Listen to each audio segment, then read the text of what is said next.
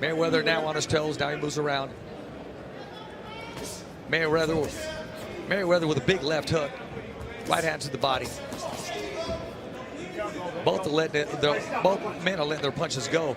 You know, once again, it's only scheduled for 4 rounds, so there's really no filling out process. These rounds will fly by. Another feint by King Mayweather.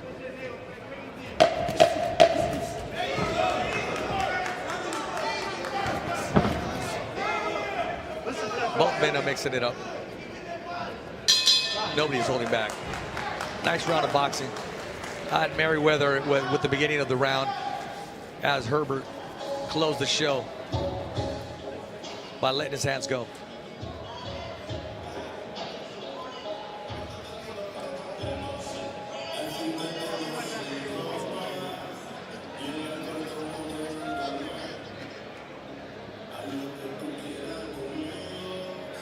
And you're looking at the monitor right here. There's Mayweather letting his hands go, and Herbert is sitting back to counter. Herbert's game plan is definitely to sit back and counter, but he does have a sneaky right hook inside.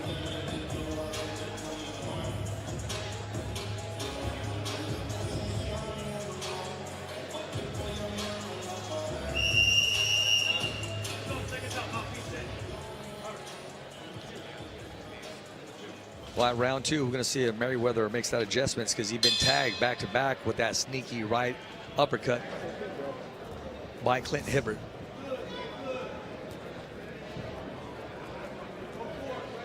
Both men are in the perfect range to land big shots, big punches.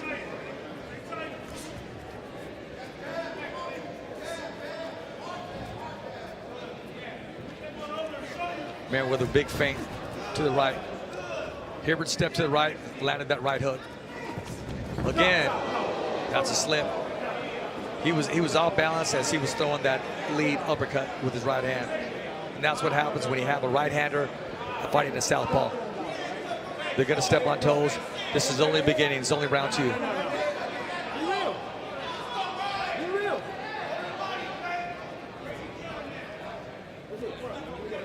Herbert sitting back to counter.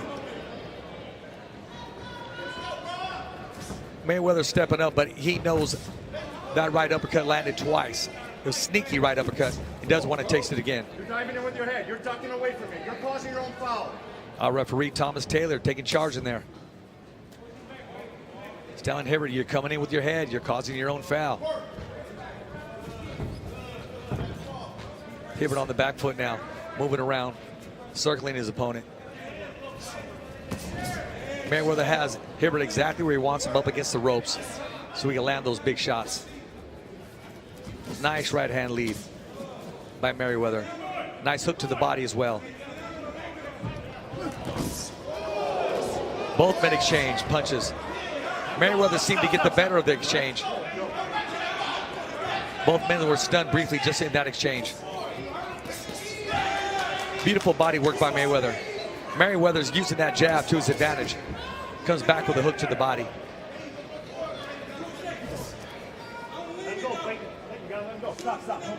Mayweather's not waiting any longer. He's stepping forward now. He knows he got the better exchange and hurt his mouth. Herbert once again is just sitting back, pawing with that right hand. Then he comes back with a big left hand lead.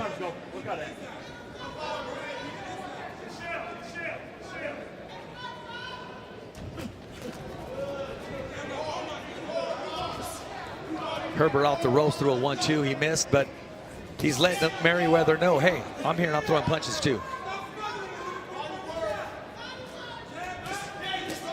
He has Herbert in an awkward style, conventional style now.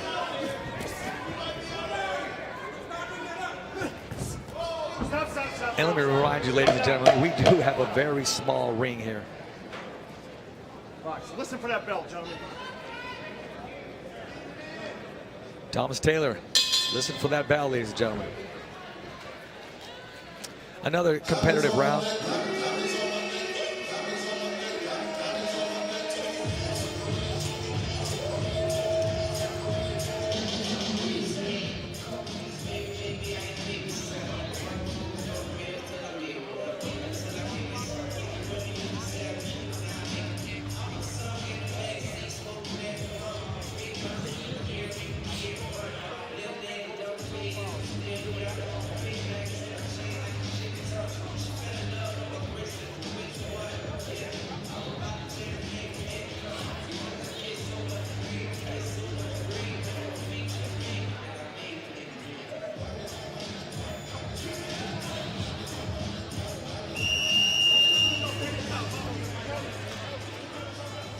Round 3 coming up, ladies and gentlemen, on a very close fight.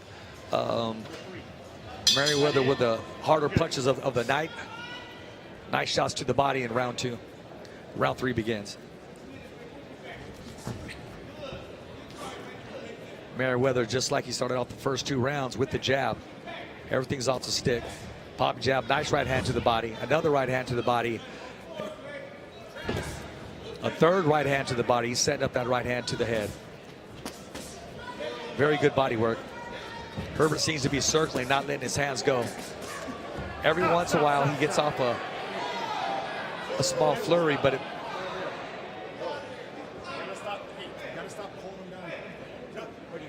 it's not getting the respect of Mayweather.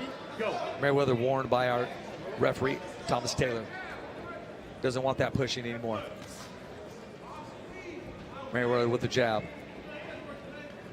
Growing up, Mayweather emulated, Muhammad Ali, his favorite fighter of all time, and joined the list. But it's because of watching Muhammad Ali on film that he decided he wanted to be a boxer at a very young age. And he was homeschooled because he really wanted to concentrate on his boxing, homeschooled in Las Vegas, Nevada. As you can see, he's digging to the body. Mayweather is investing in the body shots. Complete. Now we have Herbert holding on because those body shots are starting to take its toll now. Herbert needs to move off to his right side and land the left hand. But he needs to do something to keep Mayweather off him. He needs to establish a solid jab. He seems to just be pawing as his opponent. Now he moves out of the corner.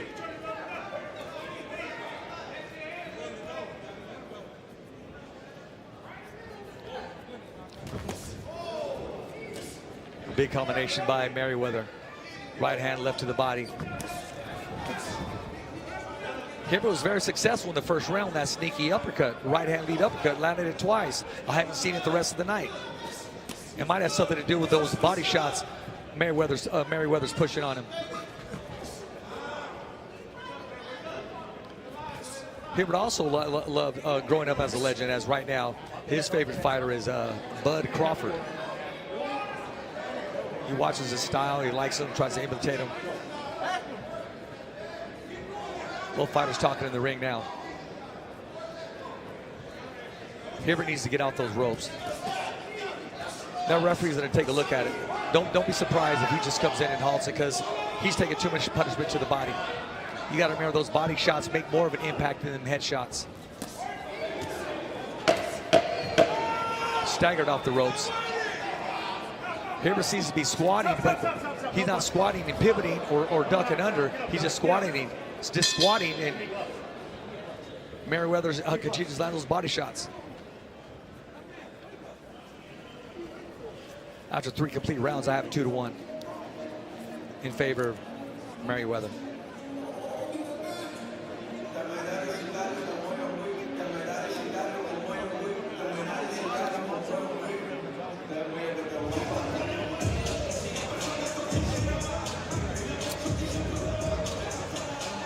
As you look right here, right off the ropes, Mayweather's just letting his hands go, and Herbert just seems to just put his hands down, and he's moving around very awkwardly. I'm almost looking for a place to get out, looking for a place to go home, because he's not letting his shots go. And you're going to get just that, a flurry of punches to the body.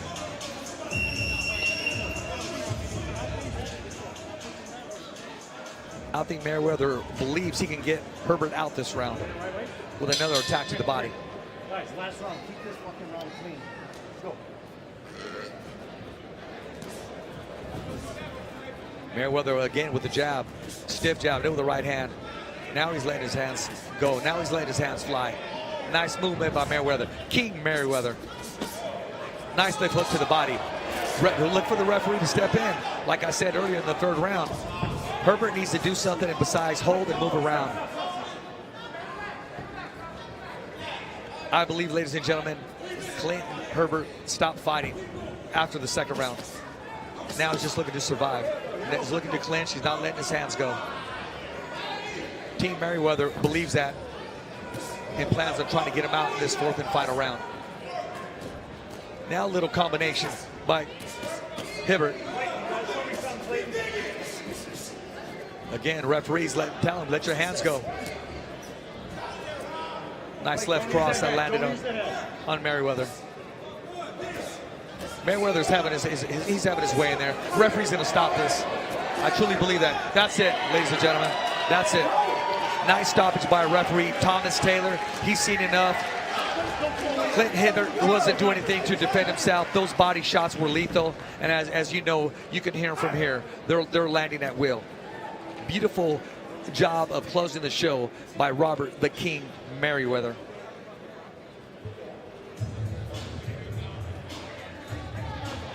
Mayweather improves to 9-0. Add another knockout to his record. I'm very impressed with his body attack. Very impressive. Very impressive. Clint Herbert had some strong uppercuts in there. Very sneaky. He was setting traps. He was sitting back and countering. Mayweather, you know, realized that. He knew exactly what his arsenal was going to be, and that's all she wrote.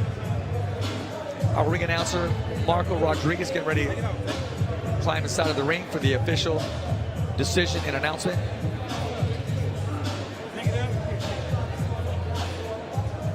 First fight of the night. Ends with a knockout.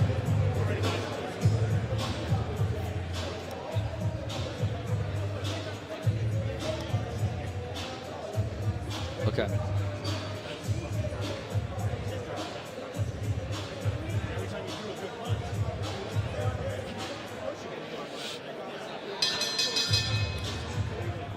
All right, ladies and gentlemen, 1 minute, 9 seconds into round number 4. Your referee in charge, Thomas Taylor, calls a halt to the bout for your winner by KO victory and still undefeated, King Robert Mayweather.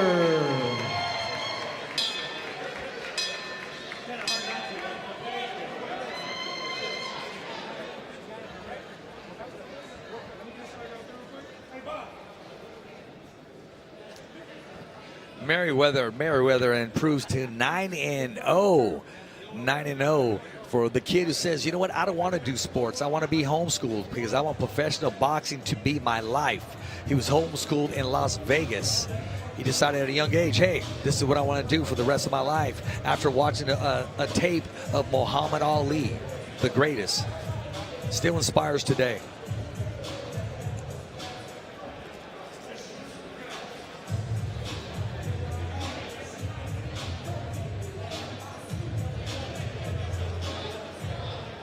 Well, as you can see right here, I mean, just Mayweather had his way inside of the ring, came in with a style, a very elusive style. His attack to the body was just nonstop.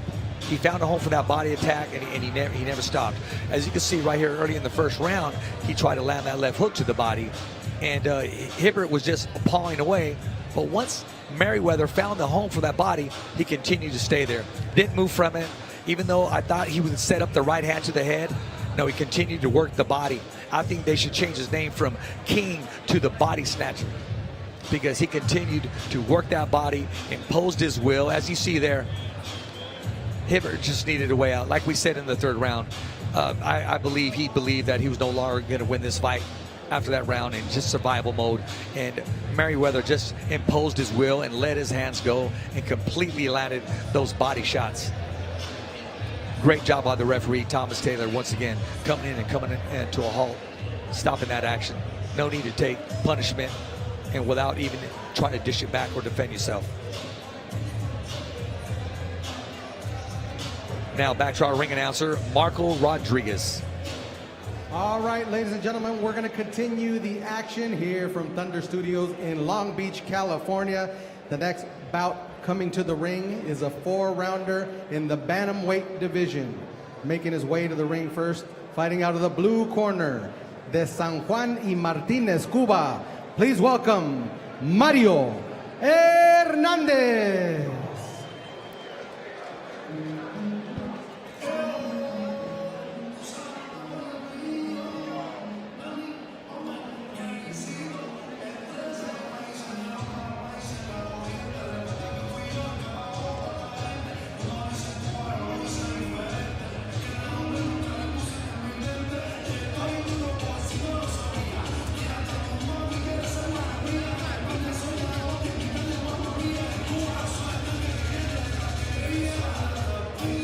Mario Hernandez with one professional fight.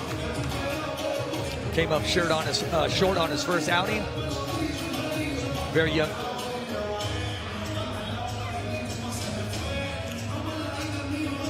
Back to our ring announcer, Marco Rodriguez.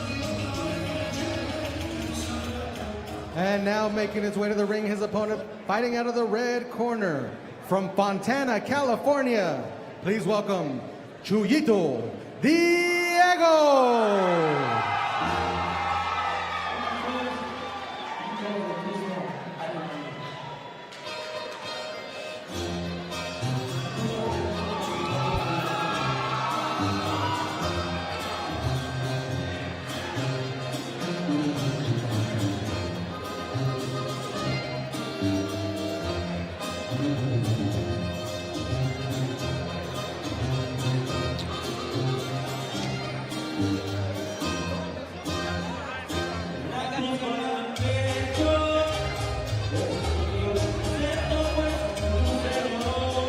Okay.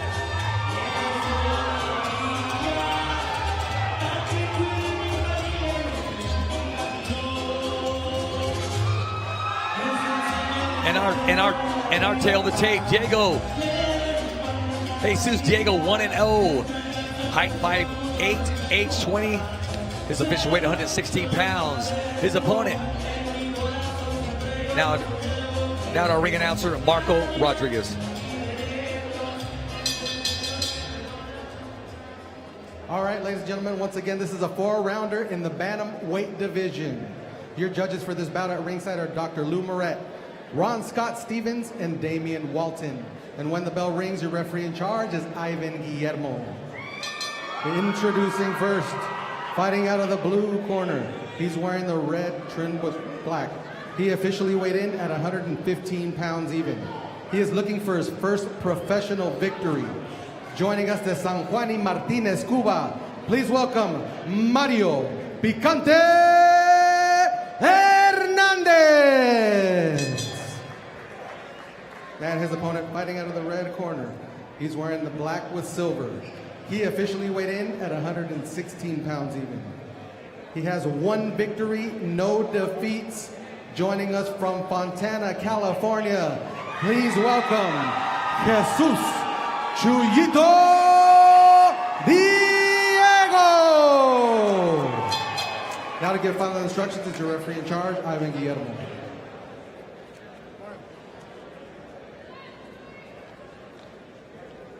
Mario, Day, we go to see your section locker room. Los dos recibieron sus instrucciones en el cuarto. Lo voy a dejar trabajar hasta acá. I'm going to let you work it to here, okay? Let's have a good clean fight, 4 rounds. Suerte. All right, we're ready for round one. One thing I do want to mention in the corner of Jesus Diego is Arnold Barboza Sr., who's up for a Trainer of the Year with son Arnold Barboza Jr. winning his world title. Listo? Ready? Round one begins.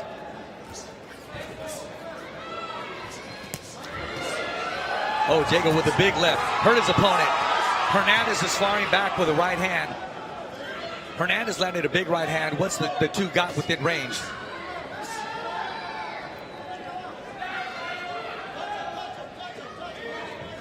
Diego's waiting to counter that right hand. He's anticipating another right hand from Hernandez. Oh, a big left hook by Diego, who puts Hernandez to the canvas.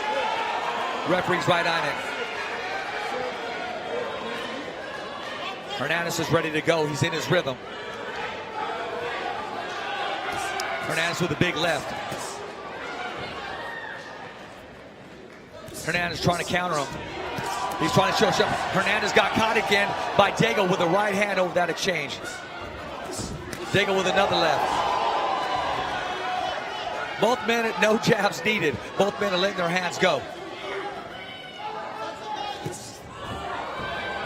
Every time Hernandez tries to throw a right hand, Diego counters it. Hernandez is hurt. Referee stops this bout. Jesus Hernandez now goes 2-0. 2-0 with a knockout.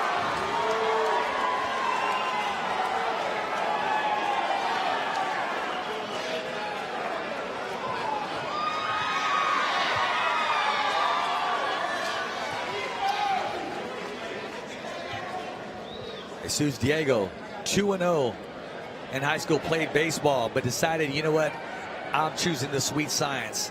I want boxing to be my sport full time. Fell in love with boxing at the age of 6 years old. His favorite fighter is Canelo.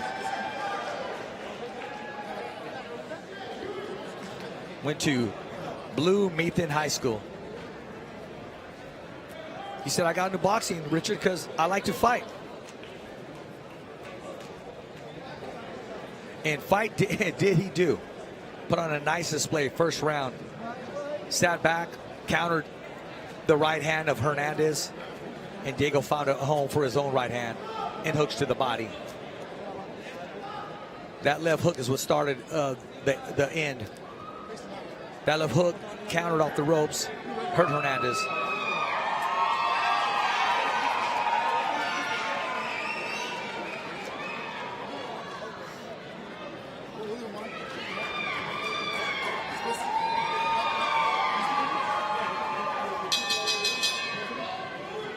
All right, ladies and gentlemen, 1 minute, 13 seconds into round number 1.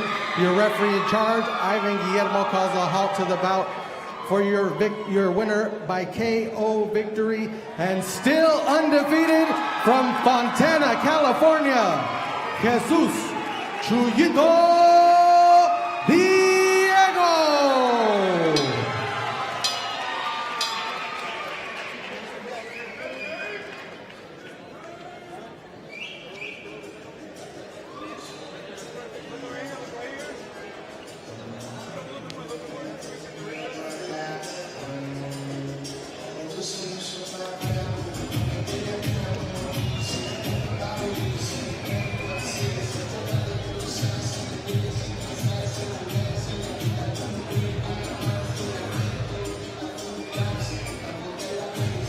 Okay, both men came in to fight today because that first round, both men were letting their hands go. As soon as the referee introduced them, they were ready to go. Hernandez put a good account of himself because I believe he landed the first flurry of the night, landing a nice right hand on Diego.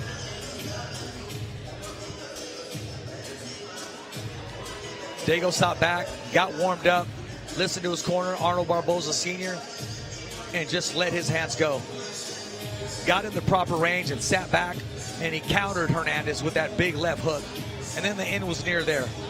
He dug to the body. Referee was taking a close look either way because Hernandez was on wobbly feet, and Diego closed the show with a beautiful flurry. Referee stepped in when he stepped in. Hey, doing his job.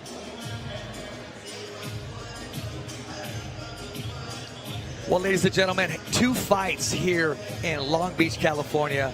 Thunder Studios, 2 fights, 2 knockouts. Both men look sensational. Mayweather started off the show with a beautiful knockout and with just hooks to the body, ripped the body cage of his opponent.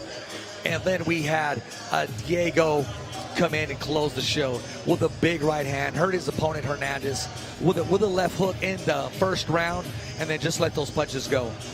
Again, as I mentioned on top of the show, I mean, Marvnation, the only nation that matters. These fights are blockbuster. These fights are exciting. And this is nothing, ladies and gentlemen. In the co-main event, we got the return of Nathan Rodriguez, putting his undefeated record. And in the main card, we have Amado Vargas taking on Hernandez. Amado Vargas is here to stay and attempts to stay undefeated to move on to bigger and better fights. He's in the main event. He comes from that Vargas family, has that Vargas DNA. All 2 brothers are also undefeated, and they will be here in the house, as well as the whole Vargas dynasty. When you take on one Vargas, you take on the whole family. You know what? Hey, 2 fights up, 2 fights gone, and now we're going to move on to some more fights coming on right here, but I'm very impressed. I want to tell you this. I'm already throwing my name in the hat for Fighter of the Night, Mayweather, with a beautiful assault to the body. Once he found a home for the body, he never let it go. Continued to let his hands go to the body, worked the body, stopped his opponent, had him hurt. The referee came in and just called the bout. But also want to talk about this young prospect and Diego. Jesus Diego here has his second victory, his second one by knockout. And let me remind you, he's trained by Arnold Barboza Sr., who is the father of Arnold Barboza, who just came back from the UK to win his title that he will be facing Teofimo Lopez in May. You know, I'm telling you, remember, Marvnation and promotions with modest promotions. Marvnation, the only nation that matters, they're simply knocking out the competition. Great fight. There's still time to get here. You got to make sure you tune into the zone. We're going on live in a few moments. Hey, ladies and gentlemen, the fun's only beginning. I know I'm going to sit back and watch these fights. Great job.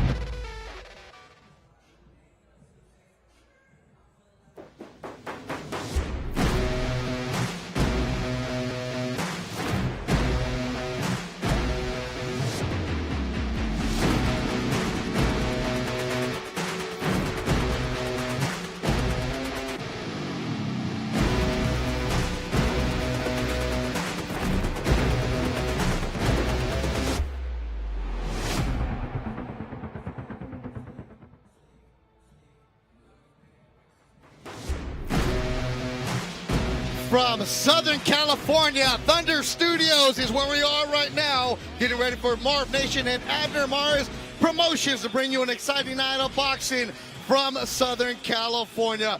Marvnation doing work here in the LA area, bringing you stars that are getting an opportunity to shine. Inside the Thunder Studios, I'm Beth Duran alongside the one and only Gabe Rosado, who I think is still retired, right? Yeah, I think so. I think so. You're doing a great job as a broadcast. We're going to be here with you for 5 fights coming your way from the Thunder Studios as Marvnation and Abner Mares Promotions are bringing you these fighters. Our main event is going to be a name that you know. It is going to be Amado Vargas, part of the Vargas dynasty. Amado and his two brothers fighting with their dad, Fernando, who's training them. And you know the family very, very well, Gabe. It must be really cool to see the kids that you saw growing up when you were in the gym, now they're pros. Yeah, absolutely, man. Fernando Vargas was my trainer for 4 fights, man. We had a pretty good run together. And as I did camp with Fernando in Vegas, I would see his kids running around and, boxing in the gym, man. So to see them right now, professional boxers, is amazing. And the main event is going to be Amado Vargas, who's the middle brother of them. There's Emiliano Fernando Vargas Jr. out there. But, Gabe, it's also cool to see these young kids get an opportunity to shine, and that's what Marvnation's all about. You have young opportunities and a chance for somebody to look at you. Oh, absolutely. The Vargas dynasty, man, they got a big name to follow. Yep. Their father was the man, right? So, but the thing with these kids, man, they can actually fight. They have talent, they have skills, and they have charisma. Yeah, not to be in the ring, you see them come out there and put on a show. We have 5 fights coming your way. Gabe and I are with you here. Let's look at the fight card for tonight's show. It's going to get going with Santos Ortega taking on the veteran Diuhl Olguin. And then afterwards, it's going to be Lawrence King in the light heavyweight division against William Langston. And then in the welterweight division, you're going to have Miguel Gaona against the veteran Braulio Rodriguez. And then the co-feature is going to be Nathan Rodriguez, a talented young man with a 17-0 record, takes on Jorge Villegas, who's 14-4. And then the main event, super lightweight division, undefeated Amado Vargas, 11-0 against Eduardo Hernandez Trejo, who has 10 pro fights, 8 of those victories for him. So that's our main event tonight. 5 fights coming your way. Marvnation and Abner Mares Promotions for you here in Long Beach. Let's go to our ring announcer for tonight, Marco Rodriguez. All right, ladies and gentlemen, we want to welcome you to Thunder Studios here in Long Beach, California, USA, where tonight Marvnation Promotions, in association with Mares Promotions, is proud to bring you an exciting night of boxing action for your entertainment. We want to welcome those live who are watching us on DAZN. All of tonight's bouts are sponsored by Killa Kush, Rancho Humilde, La Carniceria Meat Market, Magic Auto Body, La Estrella, Torque Law, Champions of the People, Dr. Sam the Cairo, Four Thumbs Distro, Fight Book, and Adams Boxing. All of tonight's bouts are sanctioned by the California State Athletic Commission. Your chair is Peter Villegas. Your executive officer is Andy Foster. Physicians at ringside tonight are Dr. Tariq Khan and Dr. Tony Hicks. And when the bell rings, the timekeeper in charge of the bell is Lorana Ganaway. So let's bring this bout to the ring. This is going to be a 4-rounder in the featherweight division. Making his way to the ring first, fighting out of the blue corner, joining us de Guadalajara, Jalisco, Mexico. Please welcome Diuhl Olguin.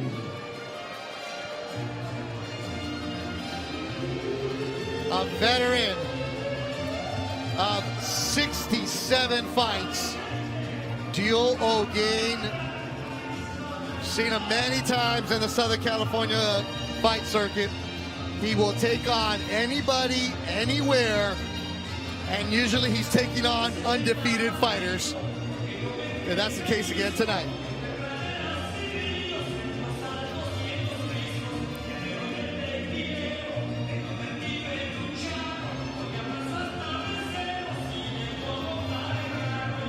He don't got to put his record mental, but he comes to fight. Oh, absolutely. And we'll tell the story. He goes the distance, he makes it ugly, and if you're undefeated, you better be ready. All right, Marco, who's he fighting? And now making his way to the ring, his opponent fighting out of the red corner from La Quinta, California. Please welcome Santos Ortega.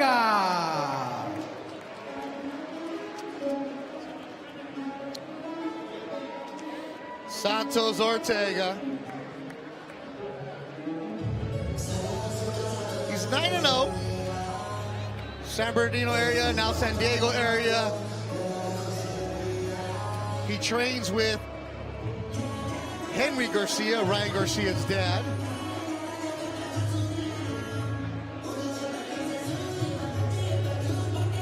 Undefeated fighter, fought last year in El Paso on the Marvnation show.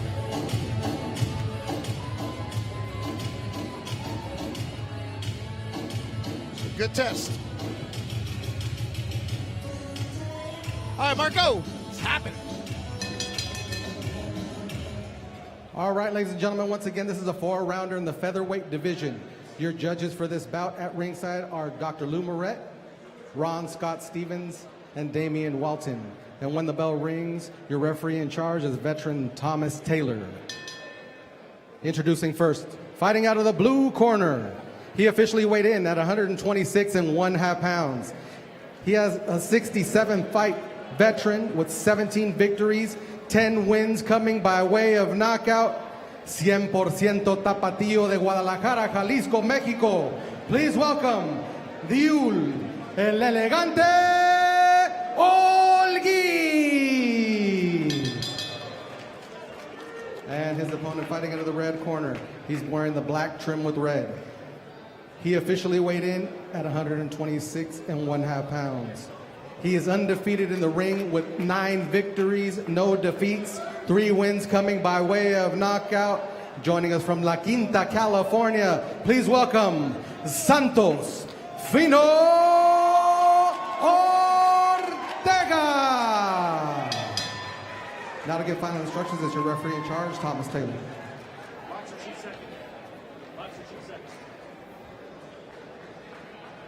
Okay, gentlemen. Anything from the bottom of the gold letters up is good. Anything from the bottom of the red letters up is good. You got my instructions in the back. Protect yourselves at all times. Listen to my commands. Touch them up. Back your corner, gentlemen. All right, Tom Taylor quickly becoming one of the best refs in the sport of boxing. Getting ready for this one. Scheduled for 4 rounds. That is Santos Ortega, 9-0. 36-year-old Diuhl Olguin, a veteran of 60 fights. So this is going to be a test for Ortega. You're like, Ben, how's this going to be a test? Because Olguin only fights undefeated fighters, and he gives them the distance, and it's usually a split decision loss for Olguin. So Santos, who last year fought twice, and both fights went the distance.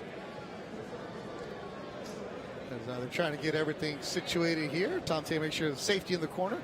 Marvnation and Abner Mares Promotions here with you from Thunder Studios in Long Beach, live on DAZN. Thanks for watching wherever you may be. Good crowd, buzzing. This is our first fight scheduled for 5. You ready? Ready? It's a really good crowd, Beto. Yeah, it is. Packed in here. Beto Durant, Gabe Rosado with you. And Santos Ortega, originally from the Sacramento area, now trains in San Diego. Mentioned Henry Garcia, Ryan's father's in his corner. Also has Marcos Caballero, Randy Caballero, the former world champion. His dad is in the corner. So he has a good team. Let's see what he can do. This one is scheduled for 4. It was originally scheduled for 6, Gabe, and then it got knocked down to 4 rounds. From what camp? From what camp did it get changed to 4?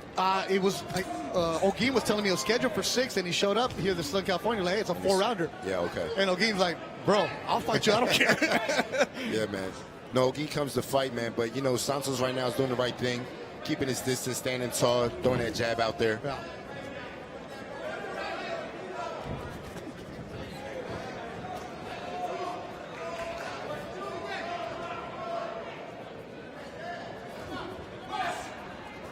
So Olguin in the blue from Guadalajara, Jalisco, Mexico.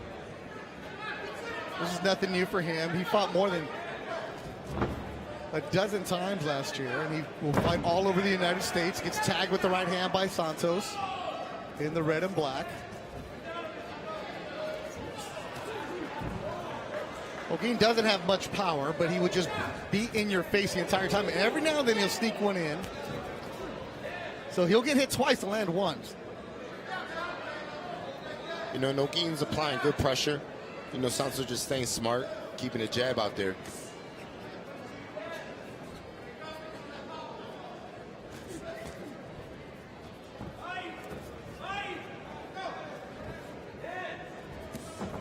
Santos, 25 years old, started off with the nickname Fino.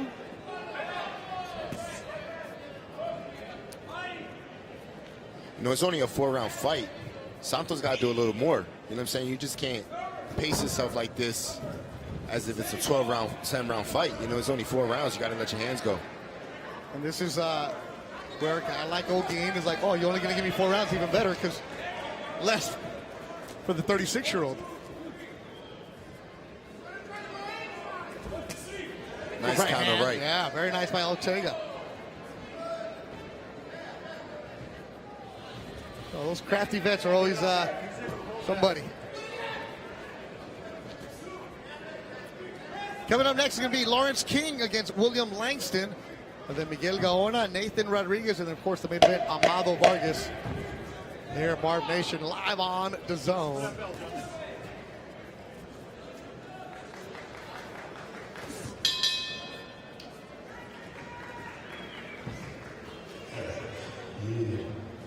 What up? This is Dr. Trejo. Twice in the known. Thank God it's working.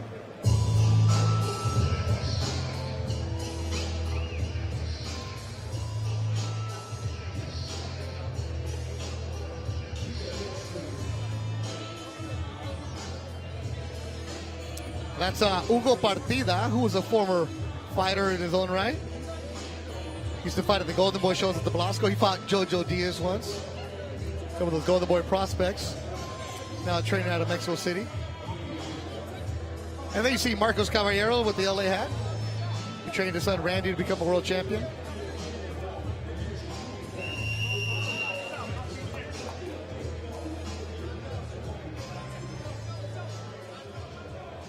You know, Santos landing some good right hands in that first round. I like to see him being a little more aggressive in his second round.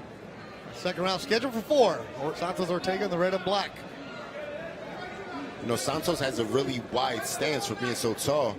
You know, he kind of gives up his height a little bit with that wide stance, but, you know, maybe that's where he likes to, maybe that makes him feel comfortable. Ortega listed at 5'10".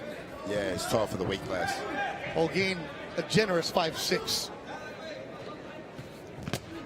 Right hand from Olguin in the blue. Knows how to evade. Yo, Olguin's game, man. You Yeah, know, I told you. He's not. He's really trying to land some shots. You know, obviously the height and the range is giving him trouble to land clean, but he's going for it.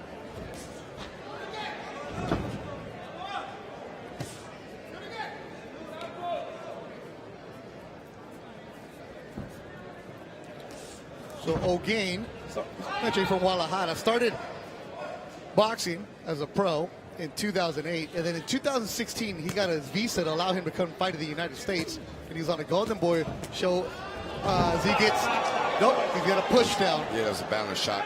It was 2016. At that time, his record is 11-4-3. Now he's 17-43-7. He said, once I got my U.S. visa, I told every promoter, I will fight. Call me. I will show up. He shows up, Gabe, with no trainer, no cut man, and he just picks him up when he gets to the fight. He gets all the money. All the money. and nobody getting a cut. And he usually shows up the day before the weigh-in. They'll call him, hey, somebody fell out. Are you available? Absolutely. And he ran the right hand. You know, I like to see Santos dig in with some body shots. There we go. That was a nice short. Yep. So for 2 years, Golden Boy would have him on every single development show. He fought Azat Hovhannissian. Remember that name? Horacio Garcia, who was trained by Eddie Reynoso. Oscar Negrete. He beat Kevin Rivers Jr. Francisco Esparza. You know, it's all these names, and most of the fighters were undefeated. He fought Duke Reagan. And he would just show up, take him on. Austin Brooks, he fought him. You know, a lot of different names he has. And he'll just make it difficult for you. And this is where a fight like where Santos Ortega, as he's stepping up in competition, okay, what can you do? Because Olguin is limited on what he can do. Yeah. But, you know, one thing, he's going to test you. He's going to press. You know, and Santos is responding well, man. You know, I like to see him more busy, but, you know, he is fighting smart, sticking the jab, and moving around the ring. Done with 2.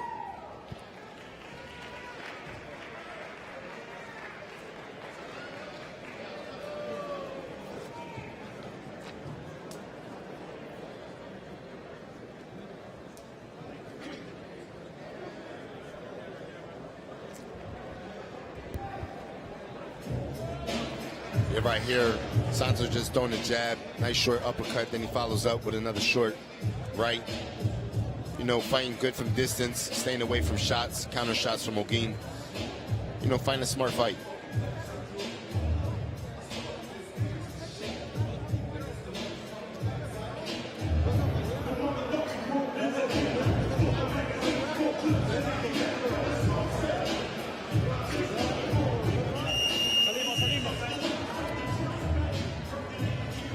Marvnation in Long Beach. Shout out to Mr. Big O checking us out here on a Saturday night. Good crowd checking in. Headed to the 3rd round. Santos Ortega turned pro with a knockout back in 2018 at the Burbank Marriott. A couple fights, and then the pandemic hit, slowed it down. Good left, good right from Ortega in the red and black.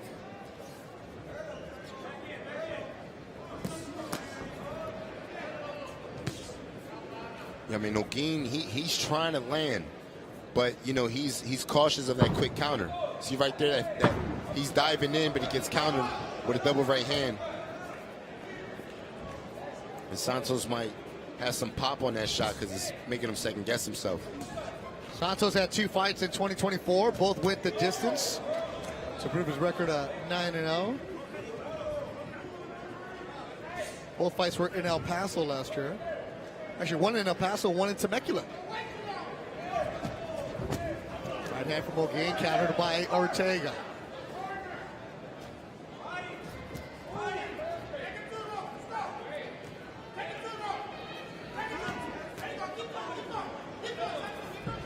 Berto, how many knockouts does Santos have? Santos with a record of 9-0, just 3 stoppages. Okay. Last time he got a stoppage was in 2022. And his KOs came in early in his career. I've done a couple of Santos fights. He'll cut you. He's not going to come in and throw some vicious bombs. Yeah. But he'll be effective with his shots.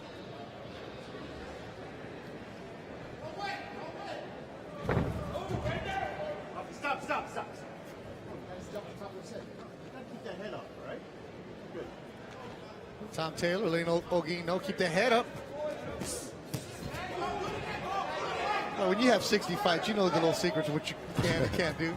Yeah. You know, he's coming into Santos, you know, defense. He is coming in with the head low. Good right hand from Santos Ortega. Leave it out there. Either use it or pull it back.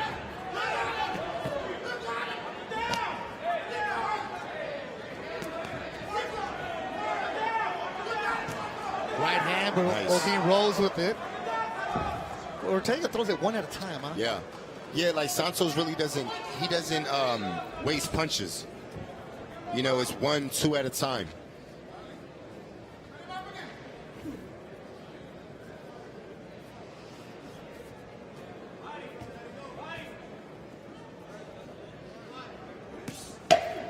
Ten seconds to go in round number 3. Another solid right hand from Santos Ortega. Counter left hook. Very nice. Good round for Ortega.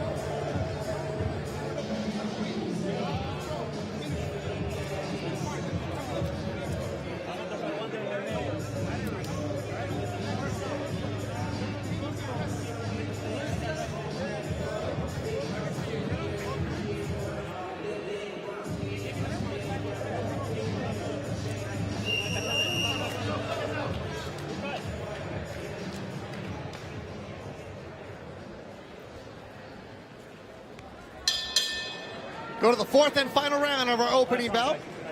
Santos Ortega, the youngster,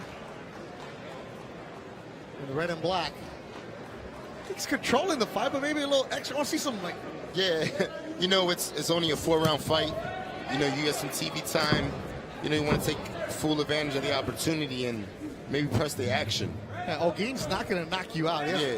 There's no power behind those shots. Olguin's not even landing the shots. You know, it's hard for him to close the distance right now. Ortega's in full control. You know, right now you just kind of want to make a statement. Maybe press him right here. Up next will be Lawrence King and William Langston in the lightweight division. Very good shot from Ortega. He's still reaching. Now he's going southpaw. Yeah, he switches every now and then southpaw to orthodox. The salty vet Olguin knows how to give you enough resistance. And he will fight again in a couple of weeks. He already has them scheduled. I'm like, where are you going to fight? He's like, no, I have 2 offers against another undefeated fighter.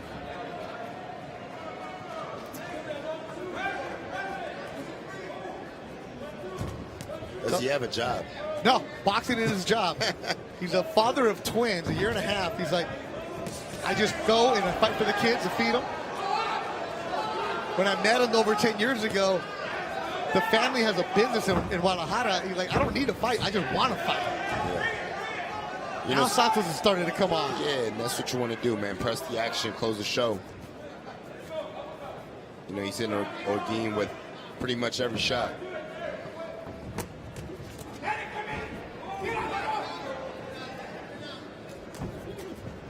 So we got Miguel Gaona, Nathan Rodriguez, and Amado Vargas to come here. Marvnation and Abner Mars Promotions.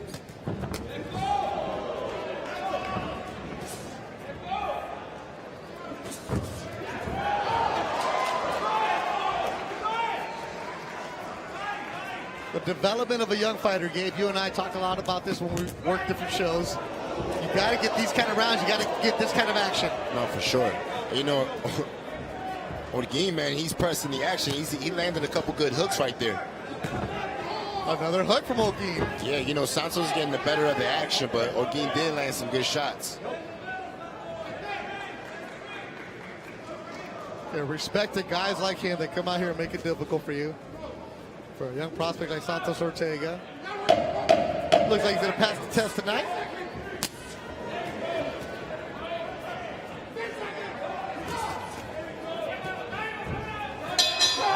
Four good rounds. They go the distance in our opening bout. I think Santos is like, if I don't ever see that dude again, I'll be all right.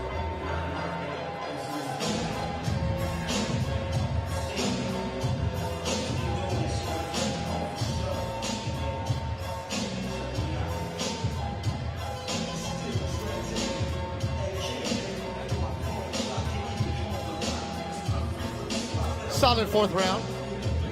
No, for sure. You know, he landed some good right hands right here. You know, Olguin was game, pressing, but, you know, Ortega just had speed, accuracy, landing good shots. Hey, we never know where you might be in the world of boxing. I know the Dodgers are playing in Japan, so there's got to be somebody watching the DAZN fights in Japan. You know, there is. Out there probably having some sake. Because, you know, the Harry Gabriel's on the broadcast, and let's go. What's the time difference right now with Japan? In Japan, it's got to be in the morning.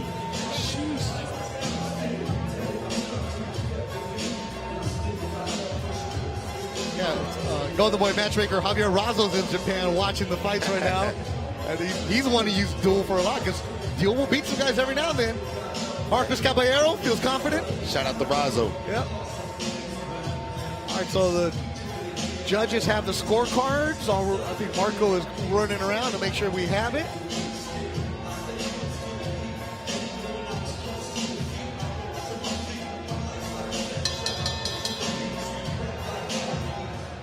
All right, Long Beach, California. After 4 rounds, we go to the judges' scorecards. Here are the totals. All 3 judges see about the same, 40 to 36 for your winner by unanimous decision. And still undefeated from La Quinta, California, Santos Fino Ortega. That's so Santos Ortega sweeps the cards. Good work for him tonight. Yeah, man. Olguin reminds me of like the Rocky movie. You know, where he was just taking fights. Yeah, that's exactly it. Where's that Spider Rico at, right? Yeah, man. And then I tell you, Gabe, again, respect to him. Every 10 fights, he'll win against a prospect that gets too cocky, that doesn't pay attention, and it'll be a split decision. And you're like, what is going on here? Yeah, man. Shout out to Santos, man. Yeah. You know, boxed a pretty nice fight. Nice development, 5'10", 126. There's something to work there for Henry Garcia, whose son Ryan will be busy. Cinco de Mayo weekend in New York City.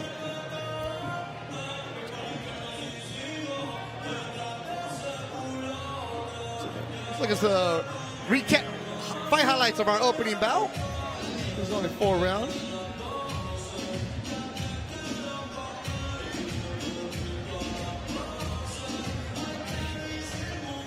It's all about a young fighter developing. Santos came out right away and knew what to do. Yeah, for sure. You know, Santos just leaning back right there, check hook, short little uppercut, staying away from those wild punches that Olguin was throwing. Just staying sharp, you know, staying behind that jab, nice straight right hand. You know, I like them to work, I like to see him work on his leverage, maybe sit on those shots a little better, and he'll get some knockouts. But, you know, he did his job. He did what he had to do.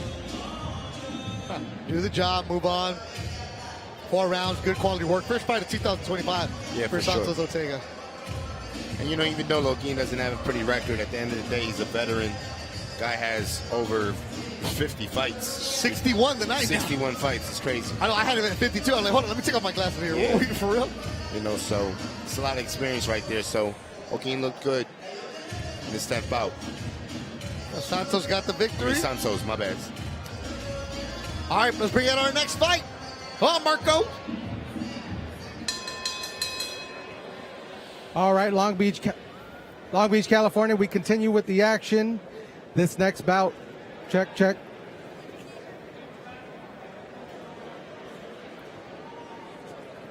This next bout's an 8-rounder in the light heavyweight division. Now making his way to the ring, fighting out of the blue corner. Joining us from Kenosha, Wisconsin, please welcome William Langston.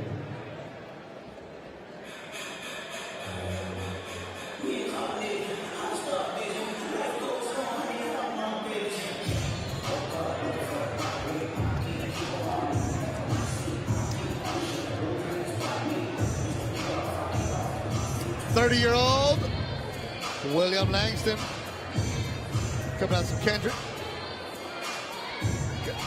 12-3-1. Last loss was in 2022 against Khalil Cole.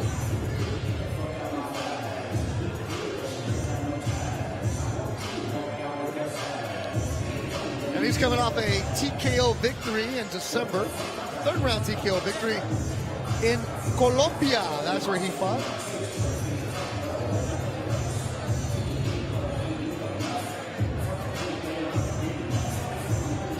His last 2 fights have been in Colombia. Coming out with the vest and everything. That's an entrance right there, Gabe Rosado. Yeah. He's got the leather trunks. All right, he's ready. All right, Marco, who is he fighting? And now making his way to the ring, his opponent, fighting out of the red corner. Joining us from San Bernardino, California, please welcome Lawrence King.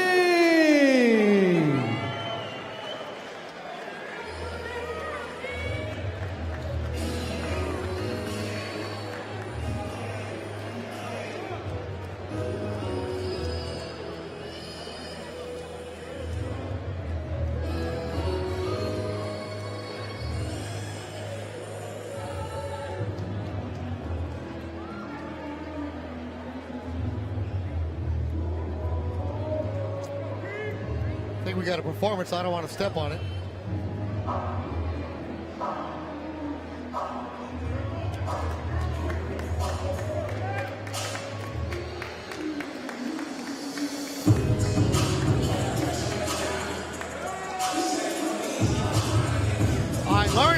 coming into the ring. 10 Pro in 2017.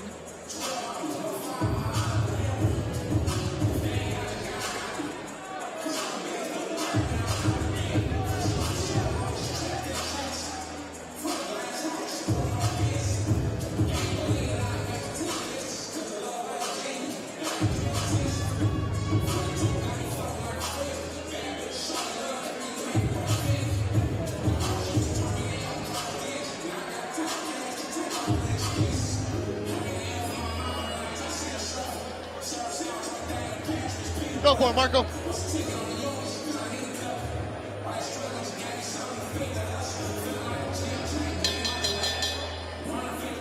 All right, ladies and gentlemen, once again, this is an 8-rounder in the light heavyweight division.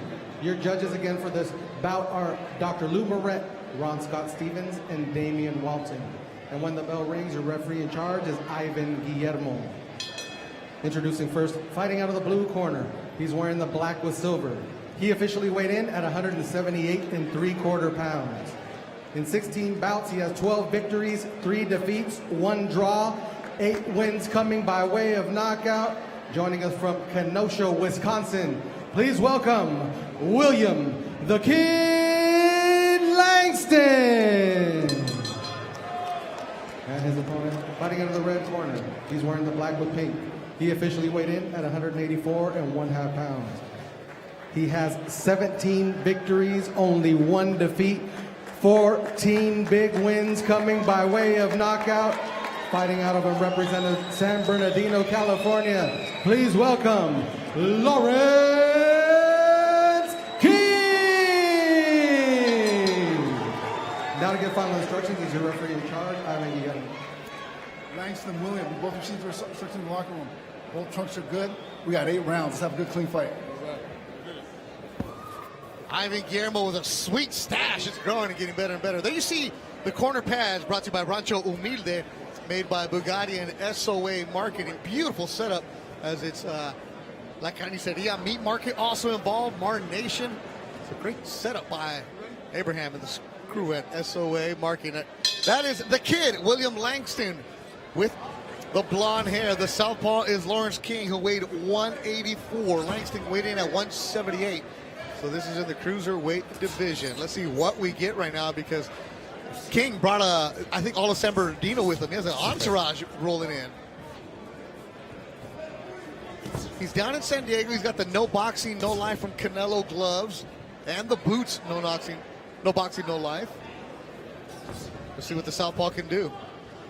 It was interesting. Williams walking into the ring with a weight vest on. Yeah, never seen that. Like he was ready to go hike up Runyon Canyon, like the influencers do. I don't know. Maybe it's something that helps you feel light on your feet once you take the vest off. Yeah, but he also had the ski mask on too. Yeah. Lawrence landing some good body shots right now. King has been fighting on Canelo undercards, training down in San Diego. Got Mr. Balayan, House of Boxing, in his corner. His last fight was on the Canelo Berlanga card, where he stopped Von Williams. And before that was on the Canelo Munguia card, where King had the decision against Anthony Holloway. So he's in good corner, good work. Serving as one of Canelo's sparring partners.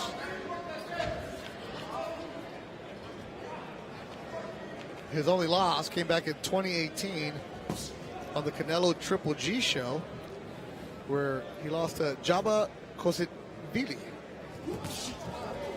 Lost the decision on that one. Kosevili ended up only having 1 more pro fight. Here, King is now 17-1. Yeah, Williams right now, he's right now firing because, Lawrence is throwing some bombs right now, so Williams taking his time. Doesn't want to get caught with one of those shots in between.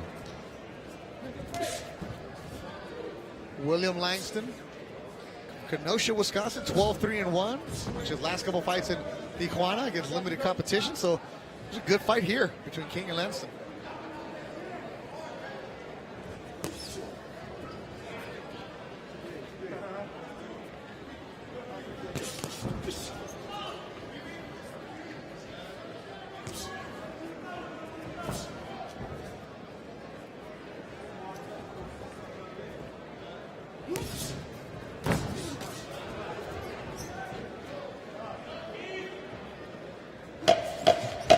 Final seconds of the opening round, scheduled for 8. Lawrence King and William Langston going at it. Marvnation Promotions. Abner Myers Promotions in Long Beach.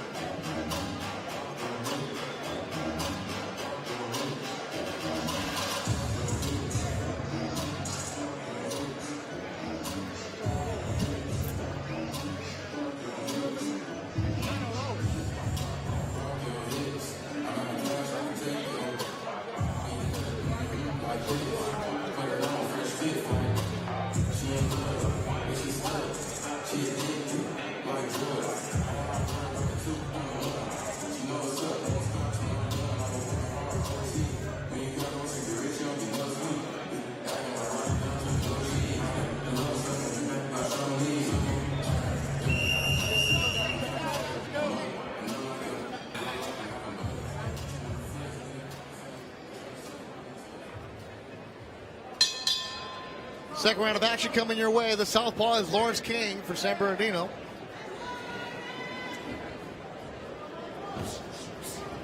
Should be at 175 moving forward.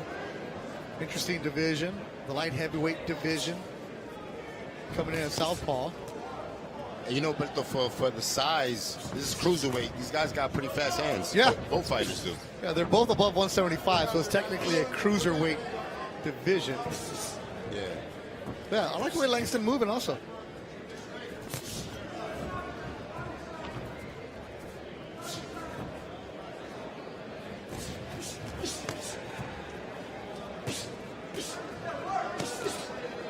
It's good work right here on the inside. And right here, you know, Lawrence has to work that body in the inside. Slow his man down.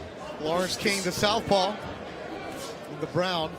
Because if you're William Langston with the blonde hair, you start developing some confidence to see that you're in there. Yeah, for sure. You know, Williams is not a bad fighter. You know, he's doing some smart things in there, but Lawrence needs to keep sticking that jab and throw some more body shots. Yeah, I was trying to find some videos of Langston. Only found stuff years ago. It wasn't indicative of where he is now. So I like what I see so far. No, for sure. He got a good stance. You know, keeping his eyes sharp, not really getting hit with anything big. You know, Lawrence is throwing some really big shots, but he hasn't caught Williams clean yet. You know, right there, hands up. And now they're talking. King is initiating the conversation.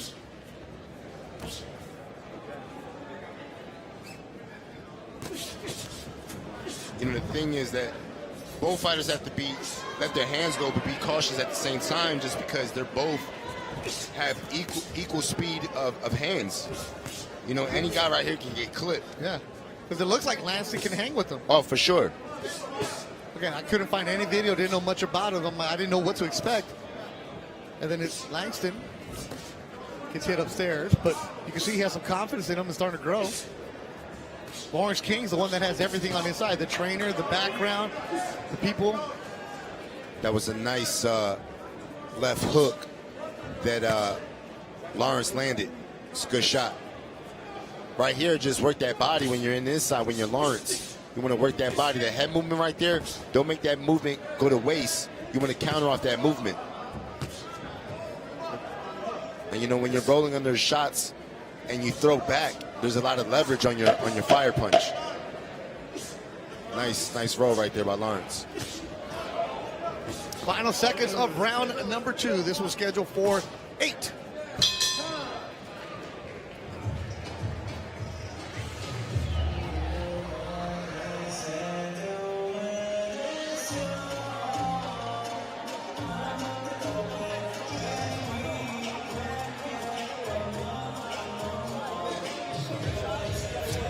Right here, you know, Williams throwing some shots, Lawrence rolling under the shots, trying to fire back. You know, these guys got quick hands, so they both got to be sharp defensively, because anything can happen right there. Lawrence misses a big shot that it probably would have been lights out if it landed.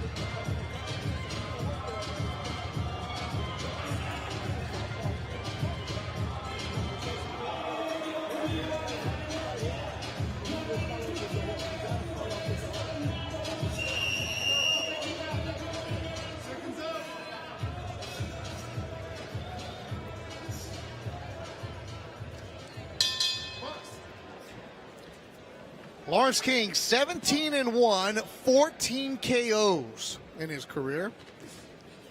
That started back in 2017.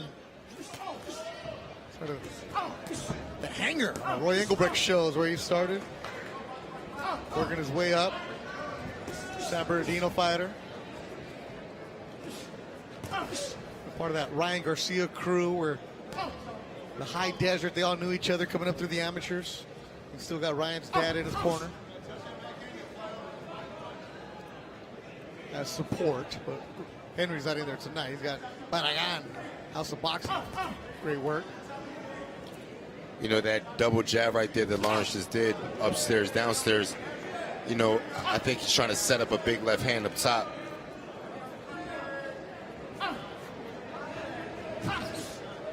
So he's trying to set something up upstairs? Yeah, because he's going up and down with the jab, up and down with the jab. A lot of times when fighters do that, you know, they want to set up a big power shot right after. Ooh, nice. Nice quick 1-2 right there by William. William Langston, he's now going southpaw with the blonde hair. Yeah, man. And it's working for him. He's giving you different wrinkles. Ooh, that was a nice short uppercut. Yeah, Lawrence King even had the little sound effect of, right there.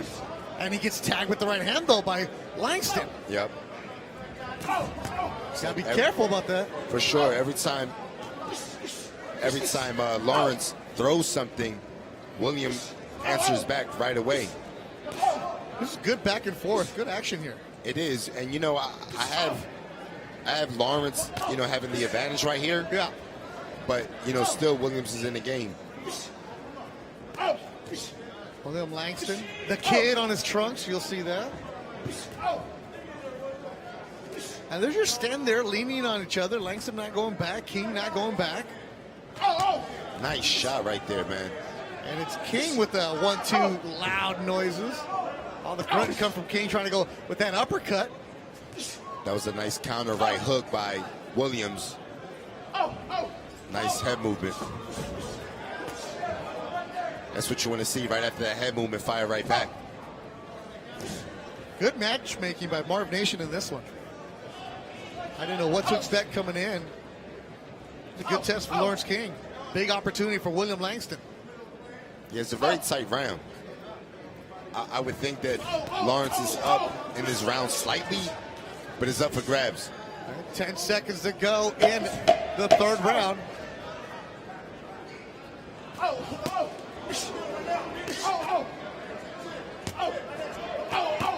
That's good defense right there by Williams. All those shots blocked. All those shots were blocked. That's very good defense.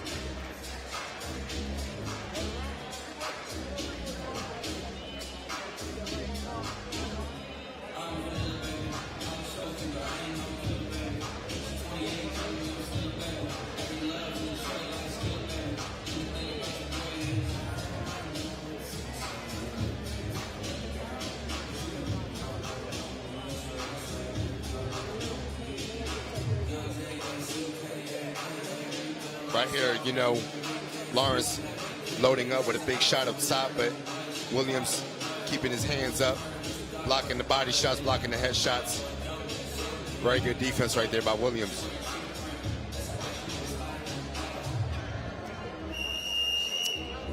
Good crowd at Thunder Studios. Bethel Duran, Gabe Rosado, Abner Mars Promotions, Marvnation Promotions. This is round 3 now, right? Round 4 now, guys. Oh, round 4. Yeah. It's tight, man. A lot of Southern California boxing folks showing up for this one. Whoa, that was a nice sneaky hook that William tried to set up. He missed it, but I like the idea. You're letting William Langston hang around. His confidence is growing, Gabe. He's crafty too, man. You know, what he does is he has good defense. He knows how to catch. And he catches and shoots, just as he did right there, man. He landed a nice short right hook. And, you know, it really depends what do you like as a judge. Yeah. Because Lawrence is busy, he's active, he's letting his hands go, he's throwing the bigger shots. But at the same time, Williams has really good defense, and he's catching and he's shooting back. Right there, that's a nice triple jab, nice short hook. Veteran judges Lou Moret, Ron Scott Stevens, then Damian Walton, your judges for this fight. You know, Williams is working that jab very nice in this round. That's the thing. I didn't know what to expect, because whenever you see a fighter who has 15 fights and the last 2 were in Colombia, you know that's going to be against limited resistance. Yeah. So I didn't know what to get. I didn't expect the guy to come out this tough. No, he can fight, man. He's in shape, and he's doing some really crafty stuff. Nice hook right there, coming around the guard with the left and the right. And Lawrence King knew going in it's going to be a tough fight. I didn't think he thought it was going to be this tough. And now you have Williams has Lawrence on the back foot now, backing him up. So what is Lawrence going to do to answer? Yeah, last round we were saying how they were standing in the middle, leaning on each other. Nobody wanted to give an inch. Yeah. Now it's Lawrence King going back. I think right now the pace is starting to favor Williams. You know, right here, Williams is just working, throwing short shots, short, strong shots, and you can see that Lawrence is waiting for an opportunity to land one big shot. William Langston representing the 262. With Lawrence King and all the oh-ohs, that's coming from Lawrence King. He's got the sound effects when he's throwing punches. You ever fight anybody like that? So just yelling all the time? It's very amateurish, but yeah. Is it annoying? Gotta just, you know, zone out. Nice short shots right there by Williams.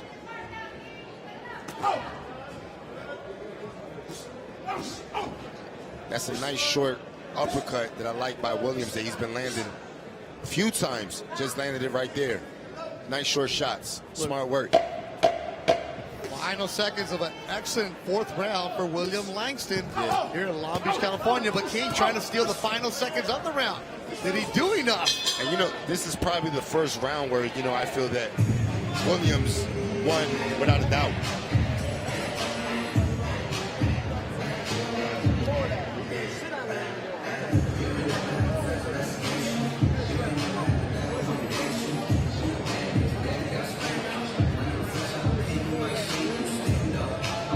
Right here, inside work, nice short uppercut, nice little shoe shine, finishing with the right hook. You know, Williams works really smart in this fight. Nice short right uppercut, finishing with a right hook. It's really good, crafty work by Williams in the inside. Nice short shovel shot in the gut. Smart work by Williams in that round.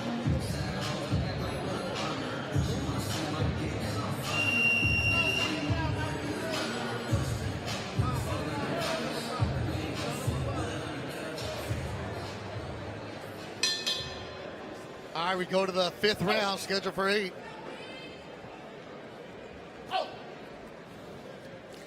And you know, can Williams be consistent in this round and follow up with what he did in the last round? You know, you wanna keep that momentum going if you're Williams. You know, William has 3 losses on his ledger. He got stopped by Cruz Stewart in 2019.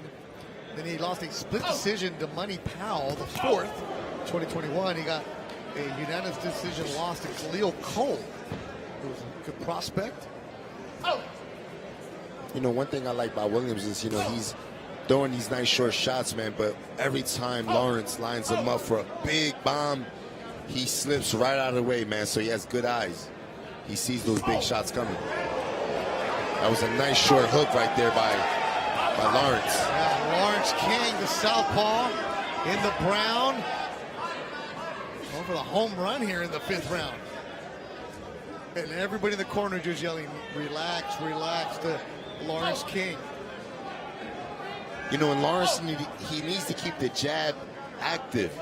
Keep the jab active. Keep working the jab up and down, up and down. You want to control Williams on the outside with that jab. So keep him out there. Yeah, because, you know, you're allowing Williams to be comfortable in the inside because nothing's coming back. You know, so if he at least keeps the jab, then that keeps William honest. So because there's nothing coming back, says nothing's he's coming back. comfortable. Williams is comfortable. And Williams, all he's getting back from Lawrence is just one big shot. And after a while, you can time that, you can catch the rhythm. Also, if you only have one shot come back, you can anticipate what's going on. Exactly, and the jab is what breaks the rhythm, so you don't know when the big shot's coming because you're jabbing the guy, kind of hypnotizing him with it. It's the kind of breakdown we need on a podcast. Man, you should do a podcast, bro. Hey, Miguel. Miguel podcast with Gabe Miguel. Rosado and Abner Mars. Check it out on YouTube and all the platforms. Real good stuff, man. 5 episodes in. Yeah. Yeah, you guys get back and forth. Devin Haney's a big fan of the podcast. Oh, yeah, he loves it. He's a big fan. I had to, man. I just had to. Big fan. Shout out to Devin Haney. Yeah, we'll talk about that later on in the show. Got a good scrap here, though. Lawrence King and William Langston. For sure. And, you know, I like what Williams is doing, just, you know, jabbing, short hooks, short shots. And like I said, Lawrence just needs to kind of break that rhythm with the jab. Just keep the jab active.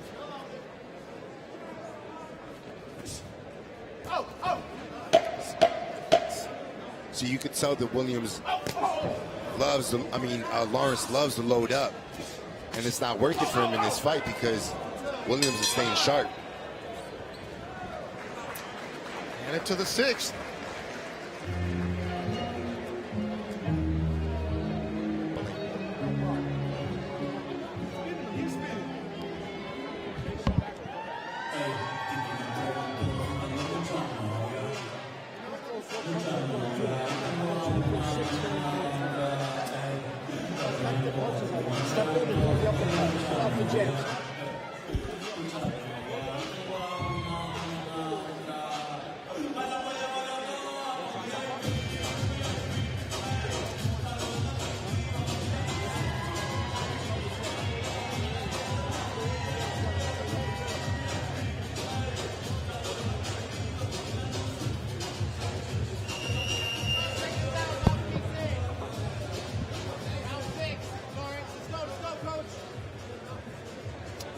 The kid trying to go to the upset, William Langston. Lawrence King, who's 17-1. King with the white gloves as we're in the 6th round schedule for 8. Miguel Gaona and Braulio Rodriguez coming up next. Then Nathan Rodriguez and Amado Vargas still to come. The Vargas dynasty here at Marvnation and Abner Mars Promotions in Long Beach, California. All right, somebody's got to separate themselves now. We're going to round 6. And you know, Williams is just crafty, and he's doing these simple things that are making a big difference. With the short, he's not loading up. He's not getting into the firefight with Lawrence and trading big shots. He's just picking smart shots wisely. And that's what Lawrence King wants, right? He wants to have a big firefight, throw the big bombs. Yeah. He wants William to trade with him because that gives him the advantage because then there's an opening with those big wide trades. But right now, what Lawrence needs to do is get back to boxing, jab, and set it up. Stop loading up. Stop looking for that big one, that big punch. I don't think that big punch is going to come. No, it's not going to come at this pace. It's only going to come if he starts letting his hands go. Stop looking for power. Just let your hands go. There's that power shot he's looking for. There's the power shot. And when you swing and miss like that, it takes something out of you, too. It takes a lot out of you. That's why, you know, when you look at these fighters right now, the one that looks fresh is Williams. Yeah. And you know, Williams is just letting his hands go nice and easy, not loading up. Ooh, that's a nice shot. It grazed William. It didn't land flush. But it wasn't flush, like you said. See, that's a good double jab right there. You want to work off that double jab. Maybe finish with a straight left up top. Another thing is that, you know, Lawrence is throwing that jab up top and then to the body. What he can do, too, is throw it up top, feint to the body, and then fire up top. You know, you want to make Williams bite on that feint.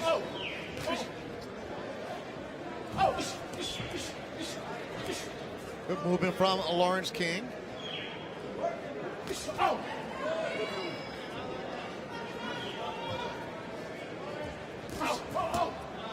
Going upstairs, King. 30 seconds to go in the round.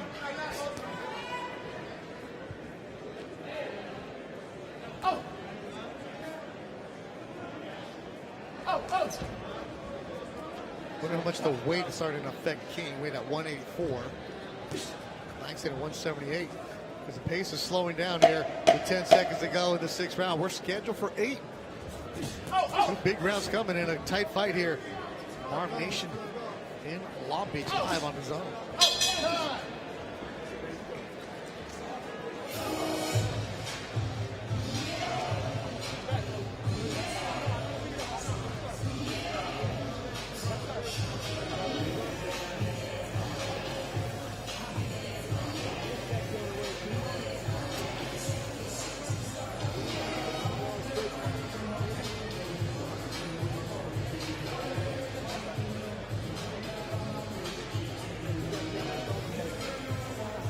Right here, you got Lawrence jabbing to that body. And what I like to see him do is fire that left off that jab to the body. But, you know, that was good defense right there by Lawrence, getting away from a combination right there by Williams.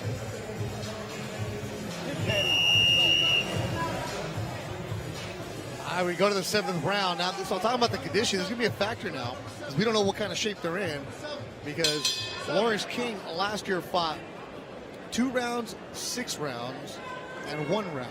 Interesting now, Williams is starting the round orthodox. Yeah.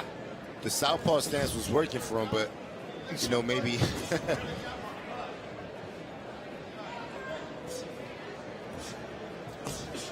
And Langston, William Langston, last year, his fights were 3 rounds, and 2. So these guys have not seen the 7th round in a long time. Yeah, that was a really nice straight right hand by William. Why would you go regular? Well, you know, he started the fight orthodox, and then he went southpaw. And then those were the better rounds for him. When he went southpaw, he actually was doing good in those rounds. Those rounds that actually had him win. Yeah, he was like frustrating King. Yeah. All right, we'll see what this game That was is. a nice short uppercut to the body, and then right hand up top by Williams. You know, Williams is not doing anything spectacular. No. He's just doing the work that needs to be done. The simple work. And is that enough to win rounds? We'll see. Because neither fighter has had a round where it's like, oh, okay, that's easily his. Yeah, for sure.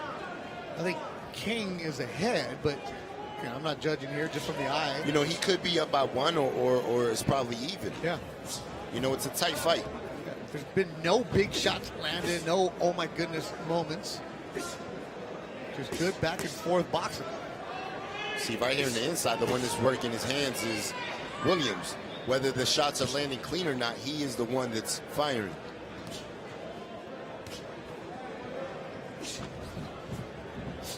And he's also being first here in this round. Victories tonight so far for Robert Mayweather III, Jesus Diego, and Santos Ortega. Earlier tonight here at Marvnation. Fight after this will be Miguel Gaona and Braulio Rodriguez.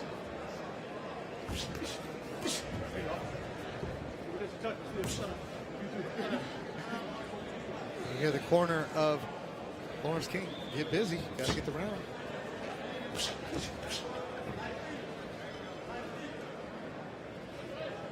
You got Langston with the Reebok shoes. I haven't seen Reeboks in a ring in a long time, right? You know, like right here is, you know, what do you like as a judge? Yeah, you mentioned that. You know, because the one is really firing their hands a lot more. He's not landing clean, but it is William. He's being first and he's slipping punches. Yeah. And he's initiating. You know, Lawrence is just not active enough. He's not jabbing. He's not throwing combinations right now. And he's bleeding from the nose. And he's only throwing 1 shot at a time. 1 shot at a time. You got to get more active.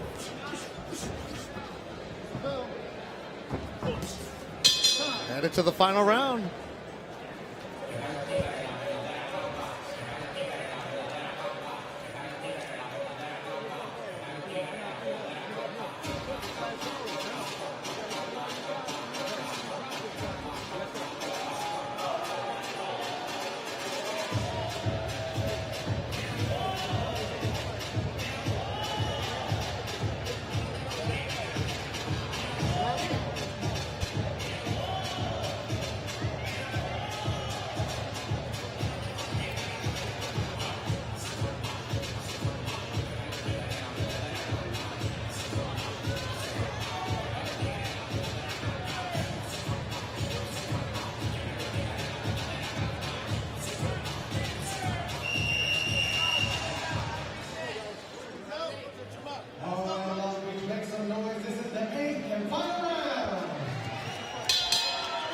Eighth and final round. Lawrence King, I'd say would be the favorite coming into this fight. He has the white gloves.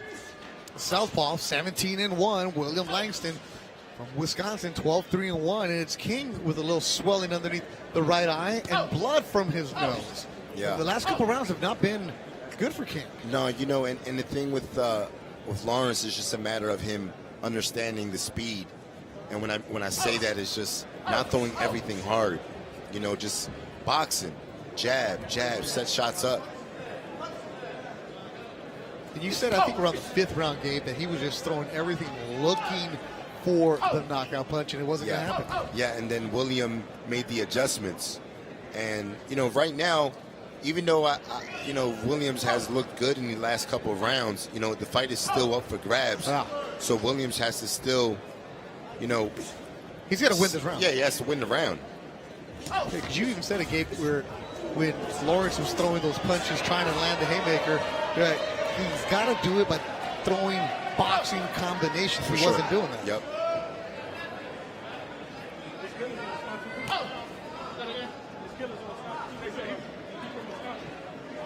And if I'm William Langston, I got to step on the gas, don't I? I mean, nobody's on his side here. Yeah. And only because he is the B-side. Yeah, that's what I'm saying. Like, there's. Yeah. Like, he came with his trainer, and that's it. They picked up a cut man here. They don't have a second. Yeah. But, you know, regardless, I think Williams boxed a good fight. Very nice. And nice, smart, tactical fight. Still got 1:15 to go. It's a nice short right hand landed right there by William. And this is a round where the judges are going to have to look. Like, did anybody land anything? Anything solid? More blood from the nose of Lawrence King. A minute to go in the fight. It's a nice, strong jab right there by Williams. And, you know, you got Lawrence bleeding from that nose. You want to keep popping that nose with the jab. Yeah. Make it uncomfortable for him. You know, he's obviously having trouble breathing with the blood coming down. Man who trains with Canelo Alvarez, Lawrence King. Tough time tonight with William Langston. Has he done enough to get the victory?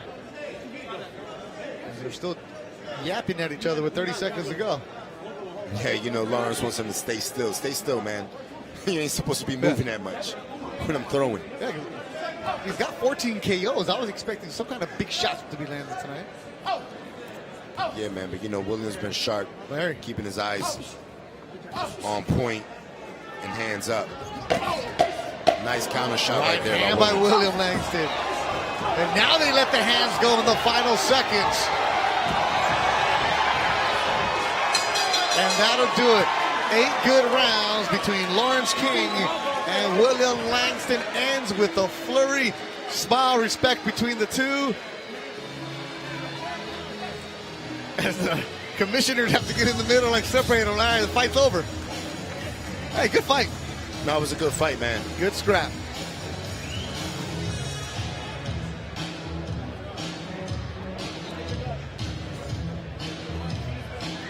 Who wins this fight? Man, you said it. What will the judges favor? What do they see? Gabe, I would not be surprised if there's a draw on this one. Yeah, for sure. Hey.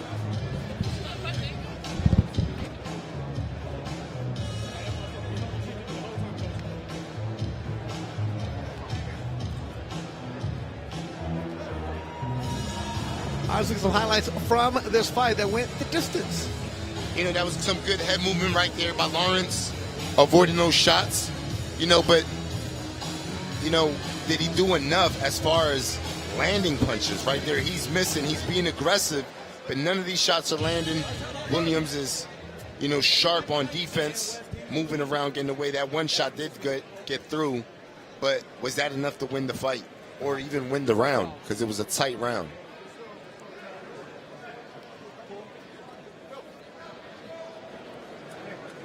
Even the DJ wants to know what happened. He turned the music off. Marco's still getting the numbers from the judges. You know, I wasn't scoring the fight round by round, but what stands out for me is the adjustments that Williams did make. Yeah, he did a good job. You know, the defense, the short shots, And they're still yapping. You know, so this is a fight that you make it easy to be a rematch. And now the commission has to get in between. I'll sign a contract February 22nd. You see Abner Mars. Abner Mars Promotions. There's Marvin Rodriguez, the head of Marvnation, taking the pictures. We're getting ready for it. As Marco Rodriguez, our ring announcer, he goes into. And now, what happened here, Marco? All right, Long Beach. After 8 rounds, we go to the judges' scorecards. All 3 judges see the bout the same, 79-73 for your winner by unanimous decision. From San Bernardino, California, Lawrence King. That was a wide score. All 3 judges have it the same as Lawrence King gets the victory, 79-73. And they're still going at it as the commission's going to have to work. So you're going to tell me that William Langston only got 1 round? Yeah, man, that was a horrible scorecard. You know, it could have went either way by a point. It could have been a draw. But, you know, I understand William's frustration. You know, he boxed a good fight, and to get, you know, a decision that wide, you know, wasn't. I don't think that was a fair call. Again, a very amateur eyes that I have. Not paying attention to the way the judges do, but I thought it could have been closer than that. No, for sure. Especially the middle rounds where. But regardless, though, Lawrence King gets victory number 18, but he did have to work for it, Gabe. No, for sure, he definitely did. And, you know, Lawrence has potential, man. You know, he has good speed, decent power. It's just a matter of him putting it all together, throwing combinations, establishing that jab. He'll learn a lot from this fight. Yeah, that's good quality work. 8 good, rugged rounds where he had to move around. As Sam Watson's shaking the hands of William Langston. I think Sam just found himself an opponent somewhere. Yeah, man, but, you know, right here, trading good shots. Williams right there digs to the body, then he comes up top. Nice shovel shot. Short punches right here, man. And those shots are effective. You know, those are the punches right there that busted Lawrence's nose. And, you know, I guess what the judges liked more was the one shot at a time that Lawrence was throwing. It was a good shot, good setup shot right there by Lawrence. And, you know, Lawrence kept throwing that jab to the body. I was waiting for him to fire up top after throwing that jab to the body. It was a good setup, but he never did.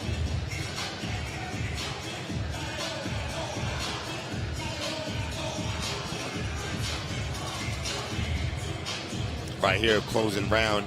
Lawrence gets one shot in right here. But, you know, and obviously that rally right there was enough to get the round.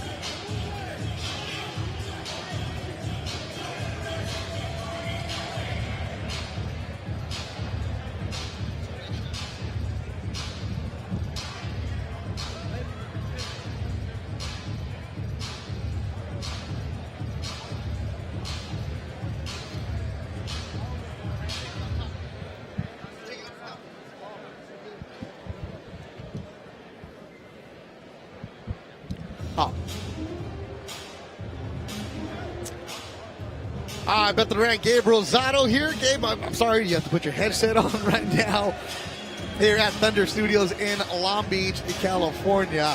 All right, Gabe, this is a perfect chance right now. Before we get talking about 3 more fights that we have, Miguel Gaona, Nathan Rodriguez, and Amado Vargas still to come. Amado Vargas, when you saw him as a little kid running around the gym, did you think, okay, that guy's going to be a pro? Man, I knew all of them would be. Yeah. You know, they love to fight. They were always in the gym.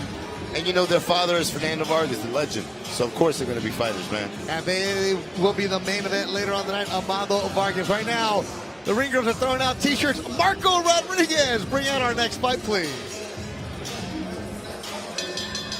All right, ladies and gentlemen, we're going to bring the next bout to the ring, live from Thunder Studios here in Long Beach, California. This bout is a 4-rounder in the welterweight division. Making his way to the ring first, fighting out of the blue corner, joining us from Coral Springs, Florida, by way of La Romana, República Dominicana. Please welcome Braulio Rodriguez.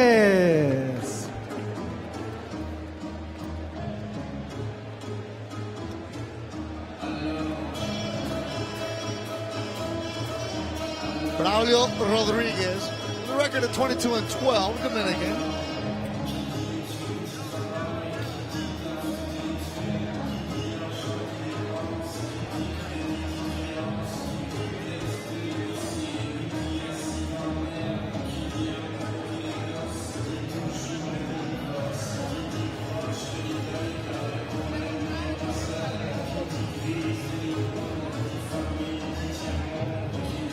Two of those win via knockout. 12 of those losses via 9 knockouts. So he's either knocking you out or getting knocked out. And who's he fighting, Marco? And now making his way to the ring, his opponent fighting out of the red corner from El Sereno, California. Please welcome Miguel Gaona.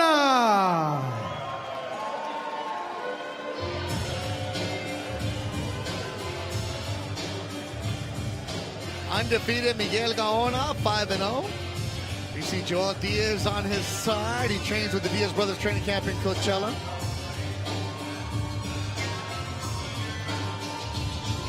This kid has a lot of sponsors.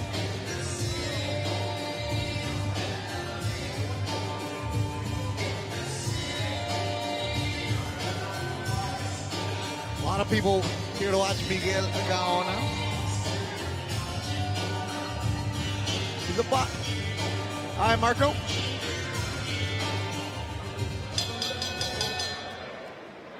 All right, Long Beach, California. Once again, this is a 4-rounder in the welterweight division. Your judges for this bout at ringside are Dr. Lou Moret, Ron Scott Stevens, and Damian Walton. And when the bell rings, your referee in charge is veteran Thomas Taylor. Introducing first, fighting out of the blue corner. He's wearing the colors of La República Dominicana, blue, red, and white. He officially weighed in at 146 1/2 pounds. In 34 bouts, he has 22 victories with 19 wins coming by way of knockout. Joining us from Coral Springs, Florida, by way of La Romana, República Dominicana. Please welcome Braulio El Chavo Rodriguez. And his opponent fighting out of the red corner. He's wearing the black trunks. He officially weighed in at 146 1/4 pounds.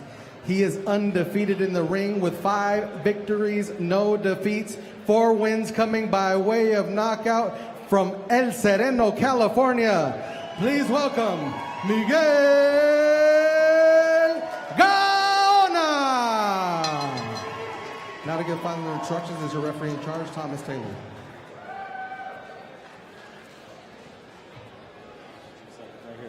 Okay, gentlemen, belt line is high over here, so we're going to get everything in the white over here. We've got white letters, or anything at the bottom of the white letters up is good. You got my instructions in the back. Protect yourselves at all times. Listen to my commands. Touch them up. Back to your corner, gentlemen. All right, so Tom Taylor, third man of the ring. Dr. Lou Moret, Ron Scott Stevens, and Damian Walton, your judges. Over here, Ron. Right here.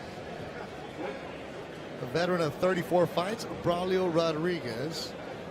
Should be a good test for Miguel Gaona. See what Rodriguez has left in his tank. His last 2 fights, he got stoppages. Did Rodriguez, but this guy has the head losing records. Ready? Rodriguez got knocked out by Ryan Garcia back in 2018 in the 5th round. He's a guy that was, that's when Brian was still a youngster. He was in his face popping off like no other. Ryan put some damage on him. See what Gaona can do here today. Coming up next will be Nathan Rodriguez. We still got Amado Vargas to go.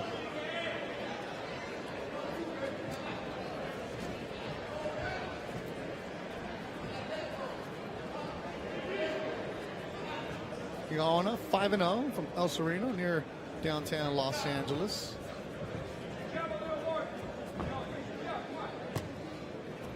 He has a huge following. He has auto business where He'll customize your car. Like, he's done a lot of NFL players, Andrew Ruiz. You need your car wrapped to make it look all slick like the rappers. Gaona's business does that, so that's why he has a huge following. Yeah, I'm gonna have to holler at him. Yeah. The car wrap. You get the car wrap, the customize, all that good stuff. So he and his father Tony have that auto business. Tony Gaona in his corner today. Right now, Rodriguez is just, on that movement, side to side. And Miguel's going to have to cut the ring off fast because you don't want Rodriguez to gain confidence and start shoe shining on you. Yeah, it's only a 4-rounder, but Rodriguez in so many spots. It's like almost he knows what he's doing, toying with the kid.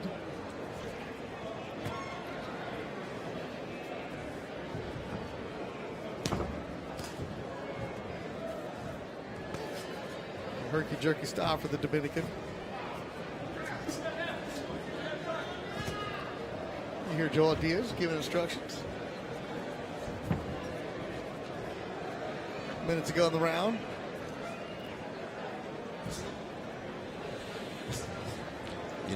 Miguel's jabbing to that body, but you got to throw up top right after that. Start ripping the body, slow this guy down. Both of them weighed 146.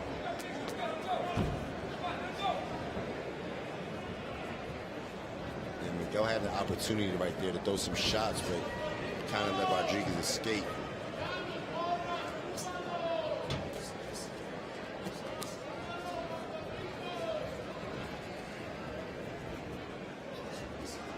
And Rodriguez, he moves around okay, but he doesn't really do nothing off of it. Yeah, he's not throwing anything. Yeah, it's like, he's moving and it's just like wasted movement because he gets out the way nice and sharp. Good little defense and then doesn't even fire back. If you're Gaona, like whatever, he's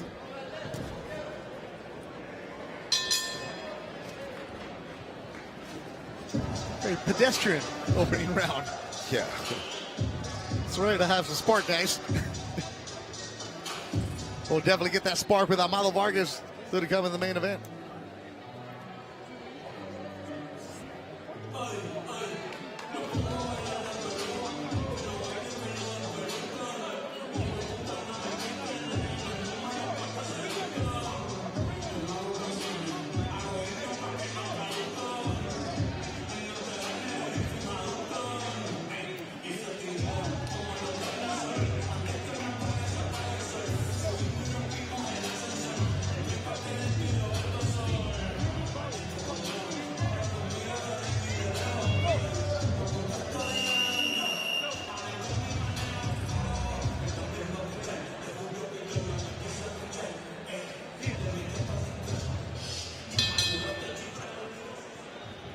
All right, second round of action. This was scheduled for 4. Miguel Gaona in the black.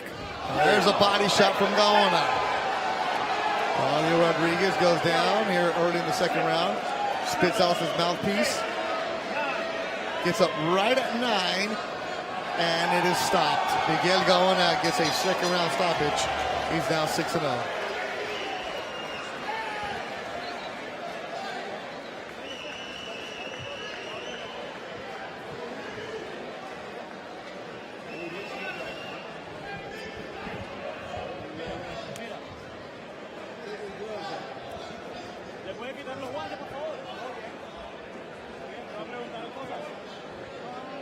Braulio Rodriguez loses for his 13th time. He got up at 9. Tom Taylor, like, nah, you spit your mouthpiece out, we're done.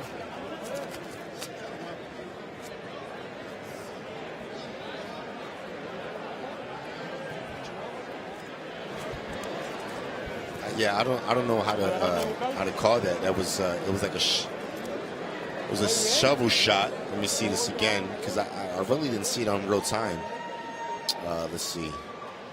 So Rodriguez throwing some shots and he gets hit with a body in the solar plex, and yeah, man, puts him down.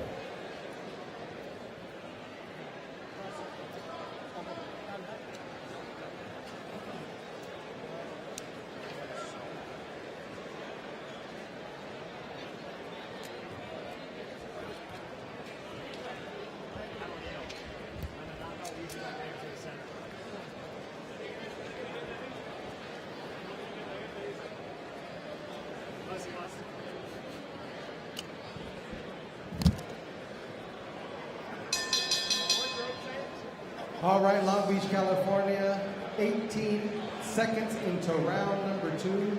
Your referee, Thomas Taylor, reaches a count of 10 and halts the bout for your winner by KO victory. And still undefeated from El Sereno, California, Miguel Gaona.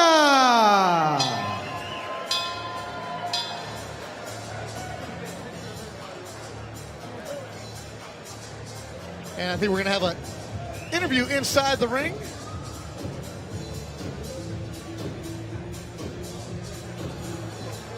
Yes, we will.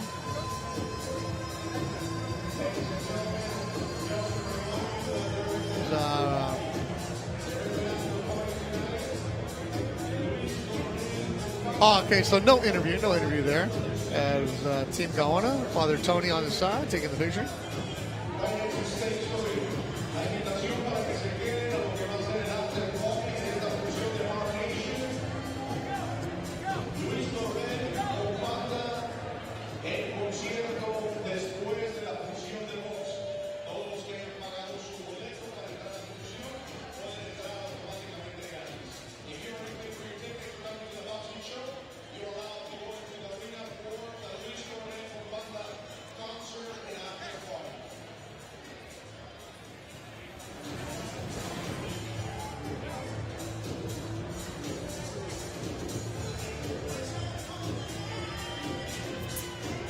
Look at the 5 highlights. So the veteran shows up.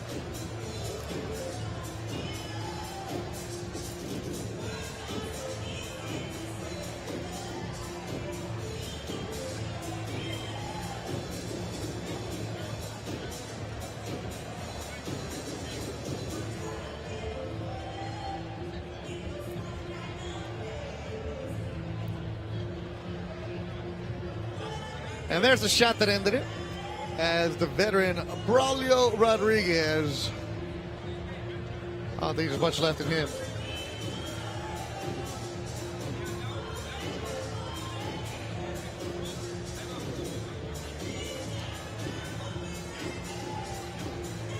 All right, Marco, let's bring our co-main in.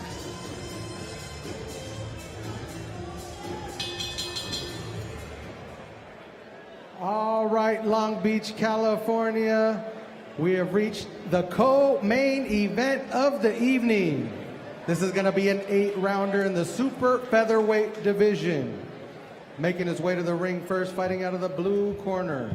From Oxnard, California, by way of Los Mochis, Sinaloa, Mexico, please welcome Jorge Villegas.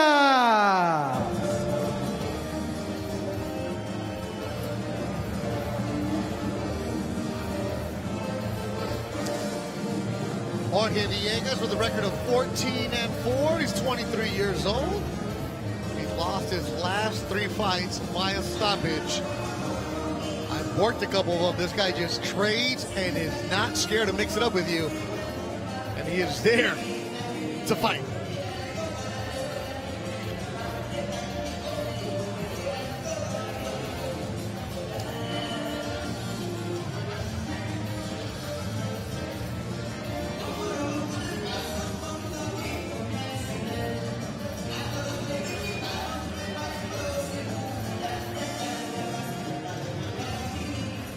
And now making his way to the ring, his opponent, fighting out of the red corner, El Hijo de Pico Rivera, California.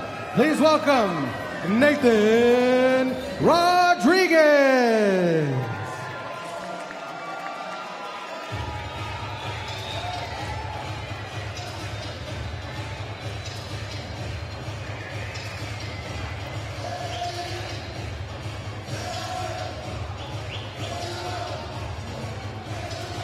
Undefeated Nathan Rodriguez.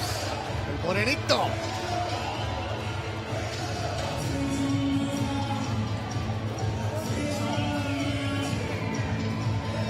Talented young man. Served some time with Canelo's team. Look at the tail of the tape for this one. And Nathan is the taller fighter. Only 20 years old. All right, Marco, let's hear it.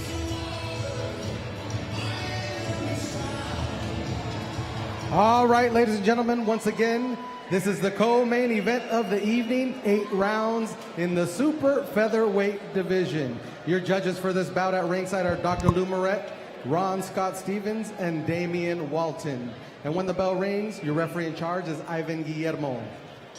Introducing first, fighting out of the blue corner, he's wearing the red trimmed with white.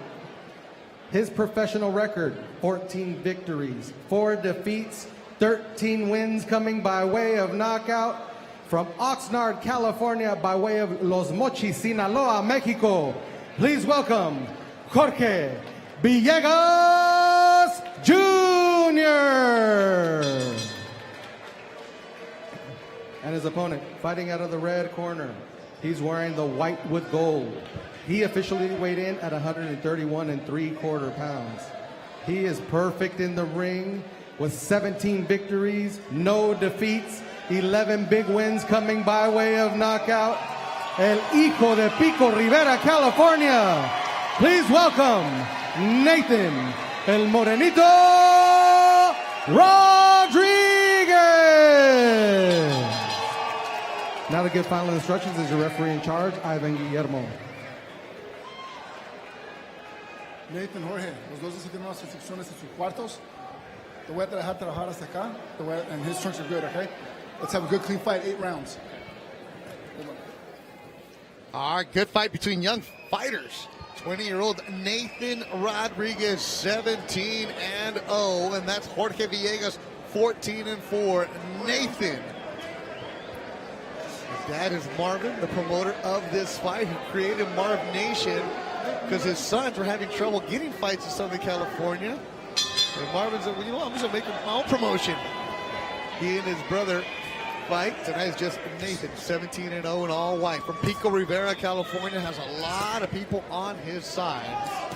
And Villegas does not care, coming out right away aggressive in the red and white. Like Nathan, just staying nice and poised, sticking a jab to the midsection, staying calm.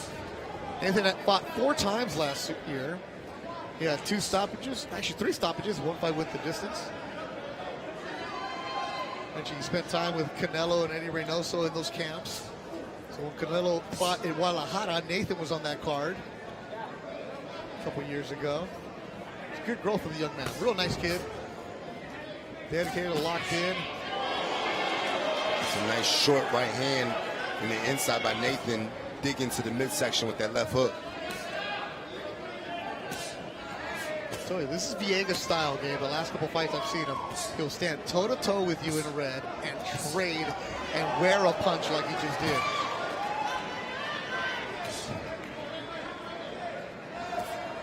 People on their feet here at Thunder Studios. There's the man from Pico Rivera, which is about 15 minutes north of where we're at here in Long Beach at Thunder Studios. And he makes some noise for anything that Nathan does. And he wears a left hook from Villegas. Halfway through the opening round, scheduled for 8, our co-feature.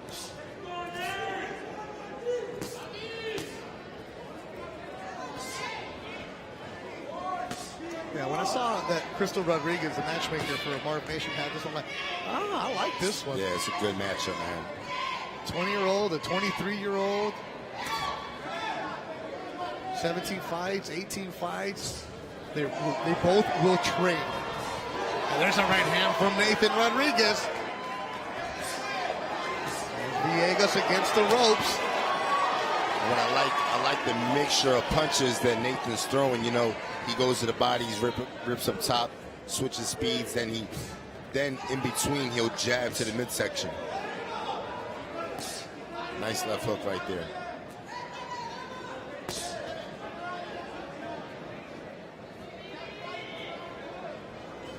This kid's locked in professionally. You don't have to tell him to run. You don't have to tell him to train. He's the one in the gym all the time. Love to see that from a 20-year-old. Yeah, you can see it, man. And he has that look of, you know, a young, disciplined fighter.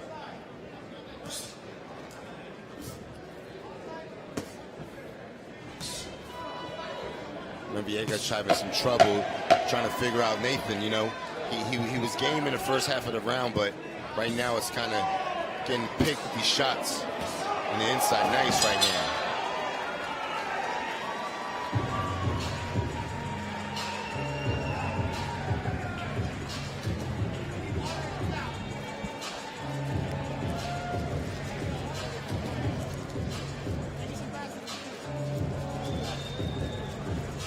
That was a nice catch right there, and then Nathan just fires right back with a quick right hand counter.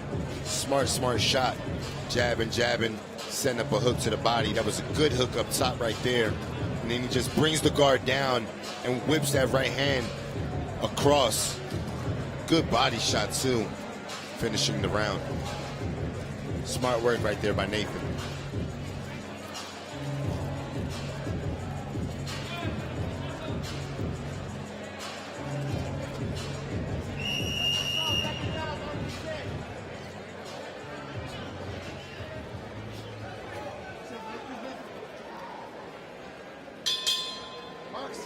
Second round of action.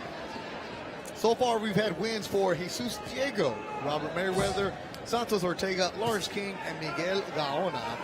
What will we get in our co-feature tonight? That jab to the midsection that Nathan throws, man, it's a beautiful punch. You know, and the one that made that punch very popular was Mayweather. Mayweather made the jab to the midsection very popular, and then Andre Ward utilized that jab as well. Ward was just crushing when he was on HBO days. Yep. There's the body shot from Rodriguez. Drops Villegas here in the second. Excellent body shot. You were talking about it, Gabe. And Villegas, he's a veteran. He took the mouthpiece out and he was like, looks like I can breathe. Let me go again. And Nathan Rodriguez senses something here in the second. And Beto, you know what sets that shot up? That jab to the body. Rodriguez going to the body. This time he goes upstairs. Mentioned the last 3 fights for Villegas, he's been dropped early. Overhand right from Nathan Rodriguez in white. Big shot, body, dropped him again. As Jorge Villegas leaning against the ropes, absorbing punishment. Will he get up?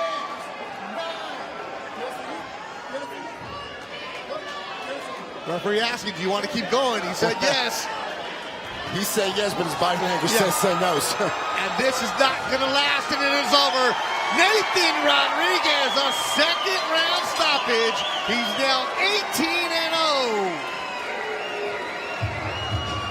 And that was a very good performance by Nathan. Smart punches, digging to the body, digging up top. Beautiful fight. And his opponent sitting on the stool, bloody nose. There you see the brother.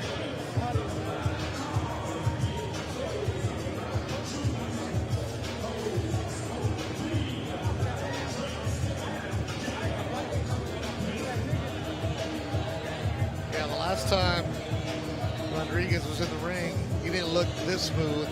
He said he's had a really good camp, and as you develop, Gabe, you get more fights, you understand what it's going to take.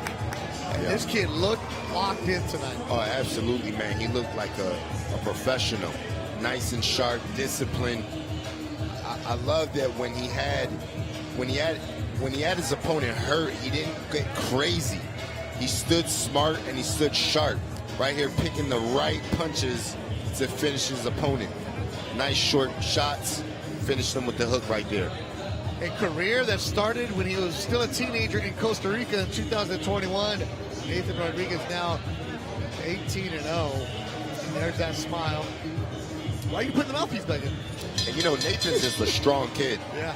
Strong kid. All right, Long Beach, 1 minute and 36 seconds into round number 2.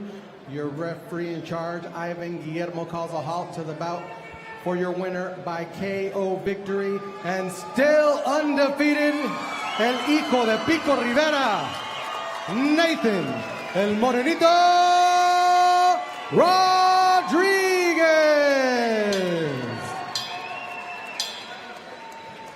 There you see the sign, el hijo de Pico Rivera.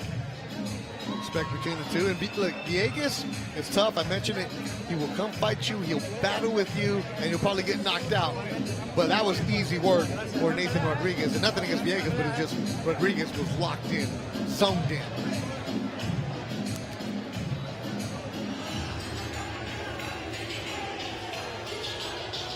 And I think we're going to get an interview this time.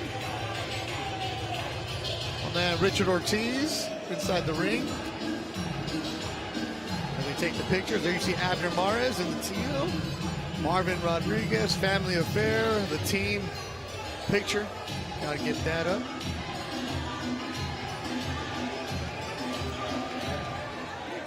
First of all, congratulations. Now 19-0. Your opponent had over 34 fights. You know, you're getting the experience. You were having fun in there. I saw you trying some new tricks. You made him feel uncomfortable with those body shots. Talk to us. What was going on inside that ring? You know, first and foremost, I want to give a big thank you to my Lord and Savior, Jesus Christ. Without him, I wouldn't be here today. So first, all glory to him. You know, I'm thankful my opponent came out healthy, he came out safe.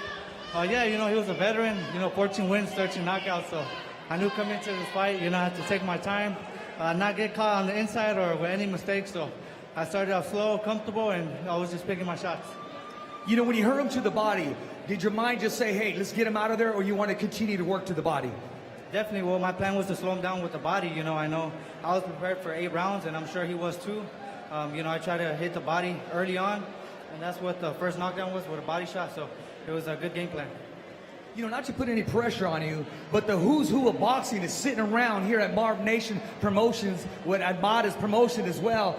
Did that affect you at all as far as performing for the crowd? No, you know, I just always focus on my plan and just coming into the fight, doing what I got to do. Big thank you to everybody who came out and supported the event, all these fighters, Abner Mares, you know, big shout out to Abner. And yeah, you know, it was just a great performance and a great crowd. How would you grade your performance today? You know, I could see myself getting better every fight, you know, so I could say I'm pretty satisfied, but there's still more work to do. You know, you got a big fanfare out there, but I'm not sure they know how to follow you. How do we stay in contact with you? What's your handle? Tell everybody, tell the world. Definitely, you guys can follow me on Instagram at El Morenito Boxing. Stay updated with my fights, you know, any training news, so you guys can follow me on there. Ladies and gentlemen, let's get up for our winner, El Morenito Rodriguez. Now back to ringside. Richard Ortiz in the ring. Make sure you follow his podcast, The Fighter's Voice Podcast. Does an excellent job with that. Let's look at the fight highlights that lasted a round and a half.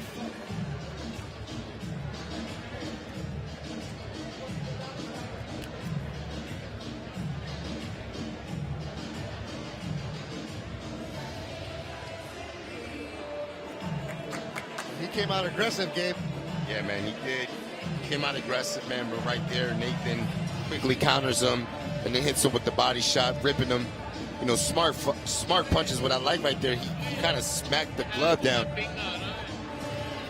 He smacked the club down and hit him with a right hand. There it is, that right hand, the body, the uppercuts. And Rodriguez just sensing it, the blood in the water, went after him. Okay, credit to Villegas for coming up, standing up, but he went down 3 times. Man, I like with Nathan Rodriguez, the development of this young 20-year-old. Yeah, man, you know, very, very smart and mature for his age. And he has a great team behind him. Still doesn't quite know what he's doing. He's only 20 games. No, man, he knows a little something. He knows a little something. Wait till you get those man muscles there. So victories tonight so far for Santos Ortega, Lawrence King, Miguel Gaona, Nathan Rodriguez. Still got the main event to come with Amado Vargas and Eduardo Hernandez Trejo. That's in the super lightweight division. Part of the Vargas dynasty. Amado, the middle child, coming up next.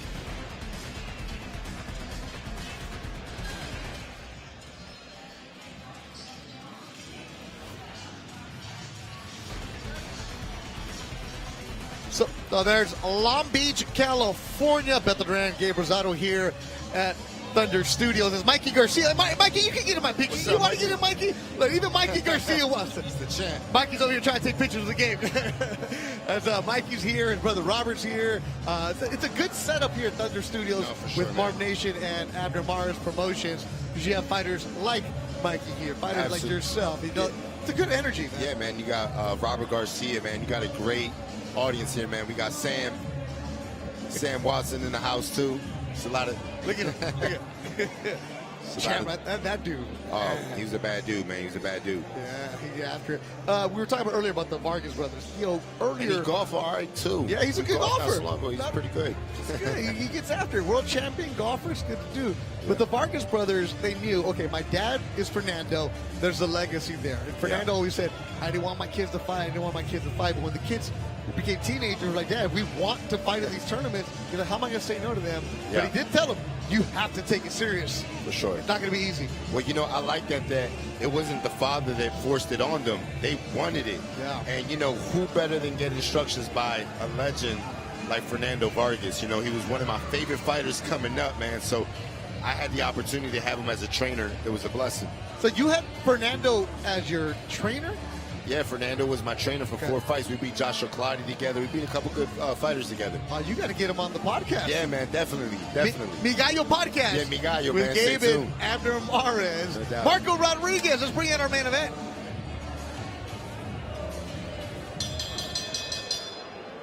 All right, once again, we're coming to you live from Thunder Studios here in Long Beach, California. We're going to bring out the fighters for the main event of the evening.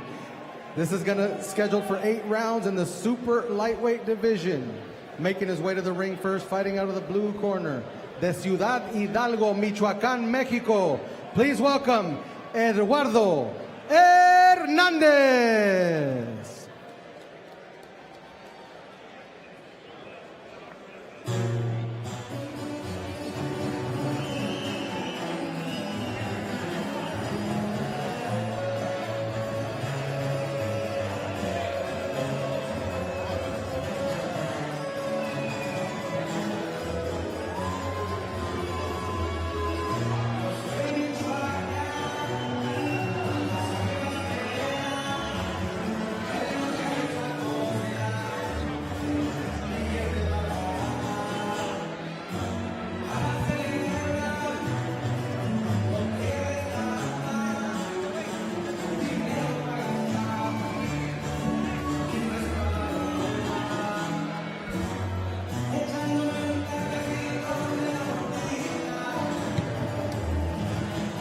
Making his way to the ring, his opponent fighting out of the red corner from Las Vegas, Nevada. Please welcome Amado Fernando Vargas.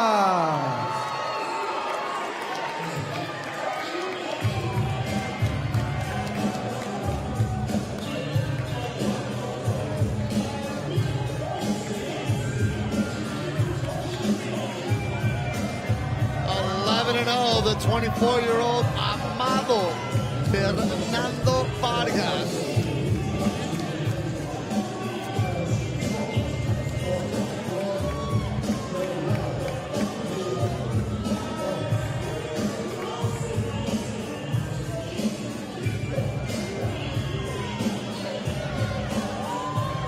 And you see the Vargas dynasty.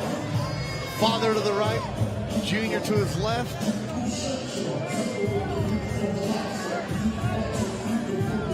Main event time for Amado.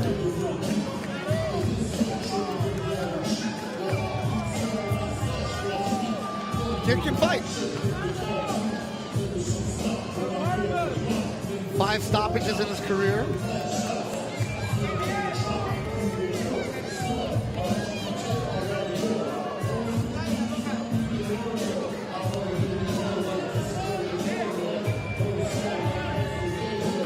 All right, let's look at the tail of the tape for our main event.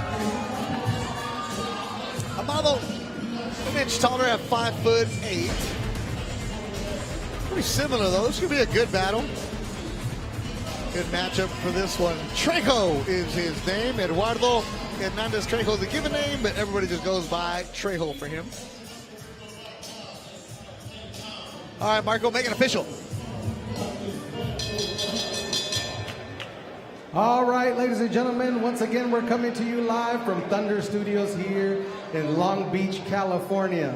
This bout is brought to you by Marvnation Promotions in association with Mares Promotions. This bout is sponsored by Killa Kush, Rancho Humilde, La Carniceria Meat Market, Magic Auto Body, La Estrella, Torque Law, Champions of the People, Dr. Sam the Cairo, Four Thumbs Distro, Fight Book, and Adams Boxing. This bout is sanctioned by the California State Athletic Commission. Your chair is Peter Villegas. Executive Officer is Andy Foster. Physicians at ringside for this bout are Dr. Tariq Khan and Dr. Tony Hicks. And in charge of the bell is timekeeper Lorana Ganaway.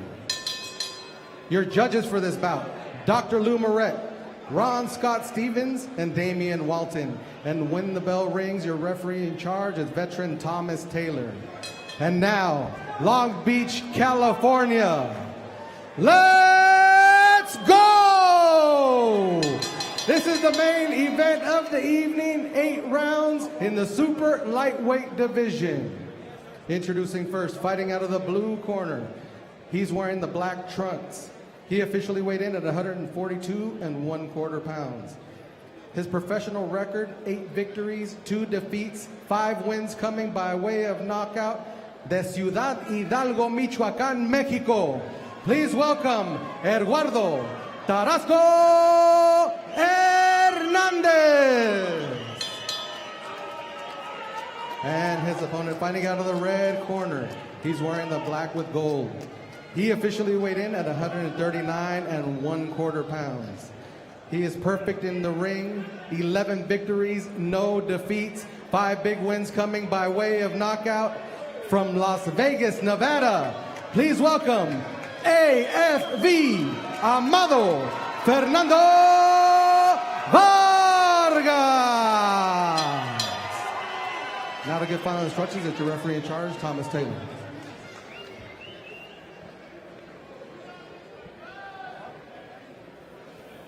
Let's go, gentlemen.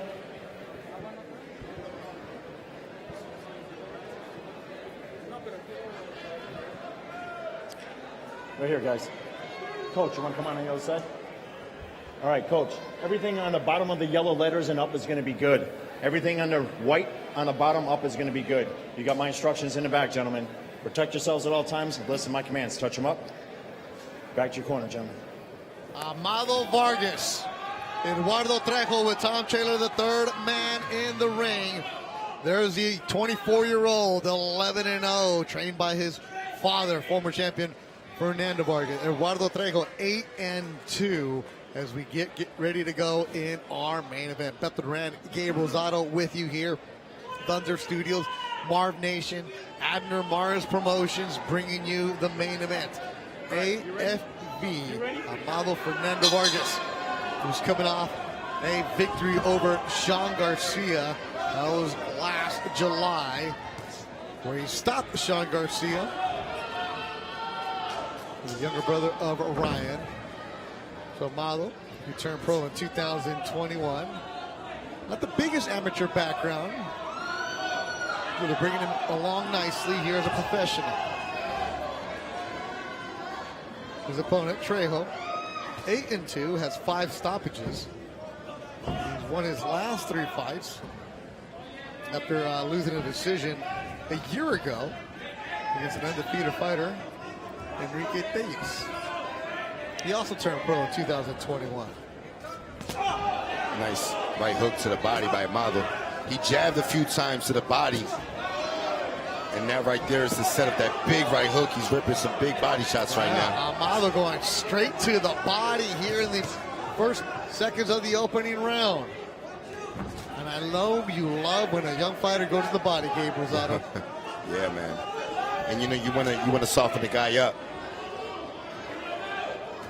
Yeah, if you're a fighter like Trejo, you know you're coming in as the B side. You become the opponent. That there's nobody on your side except for your corner.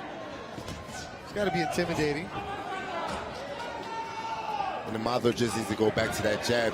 You know, he's trying to land that big right hand up top. Just, you know, keep that in the pocket for the right time. Keep that jab going. Downstairs, upstairs. Nice jab. Right side of Trejo, super red from the body shots from Amado Vargas. This was scheduled for 8 rounds. Will we get there? I don't think so. When you put Vargas as the main event, the progression of a young fighter, you got to move your way up from 4 rounds to 6. Then the main event. You got to put on a show.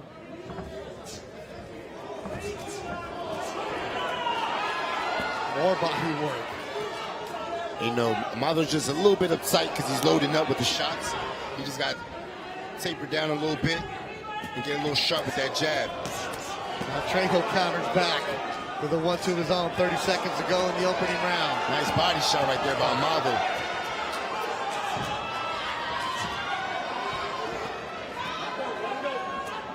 Back and forth action between the youngsters.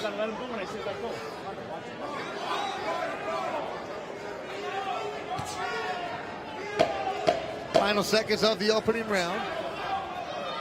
Our main event, Marvnation and Abner Mars Promotions. Bringing boxing Saturday night in Long Beach.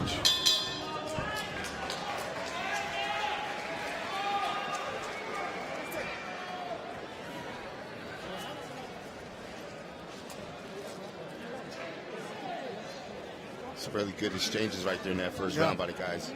That's a really good experienced corner. You have your dad, Fernando, world champion. That's Edgar Hasso Estrellita, who trains a lot of fighters in Southern California. You've ever seen Andy Ruiz chin check his trainer and the trainer took it? That's Estrellita who took it. And he also has Capetillo in his corner, does Amado Vargas. Capetillo doing good work in Las Vegas.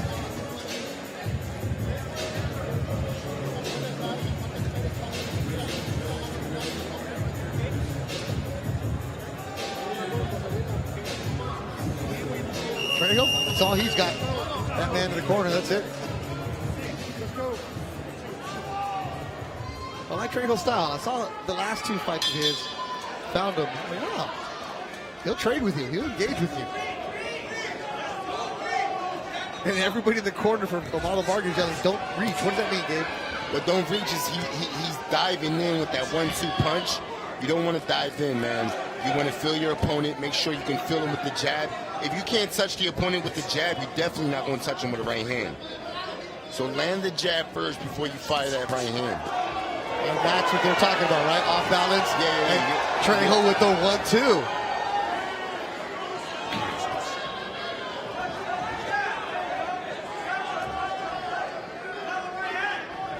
Amado just needs to go back to working that body. The headshots to follow. Just work that body. Nice jab right there. And now Trejo's sticking out his chin, like daring him to hit him, knowing he wasn't in range. That's that diving you're talking about. Now everybody in the corner just yelling jab at Vargas.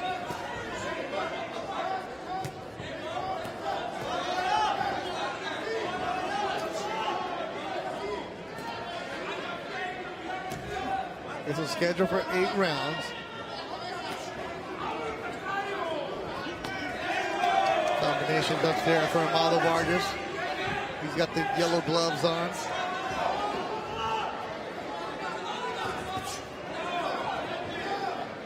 You know, Taylor's throwing some good shots, so Amado has to stay sharp.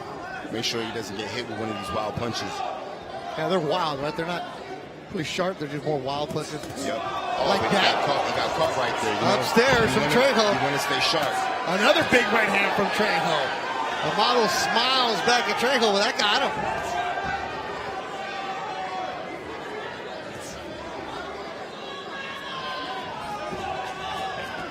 Nice body work right there by Amado. As Trejo's against the ropes. Uppercut from Trejo slips through. And Amado switching southpaw every now and then. And you know, right here, Taylor, what he's No doing. blow, but Tom Taylor's going to let him know. Got to keep him up.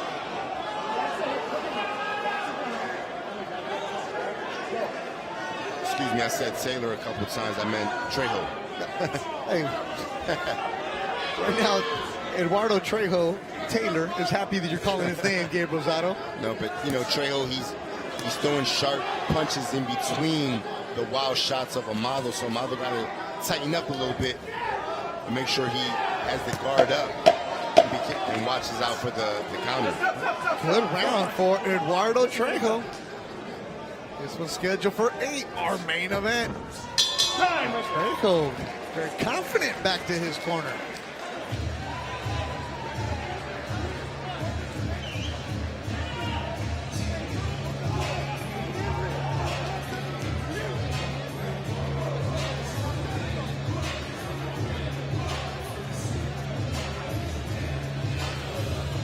Right here, in exchange, Amado gets knocked off balance. Right here, Trejo walking with that straight 1-2, landing pretty clean. That one didn't land.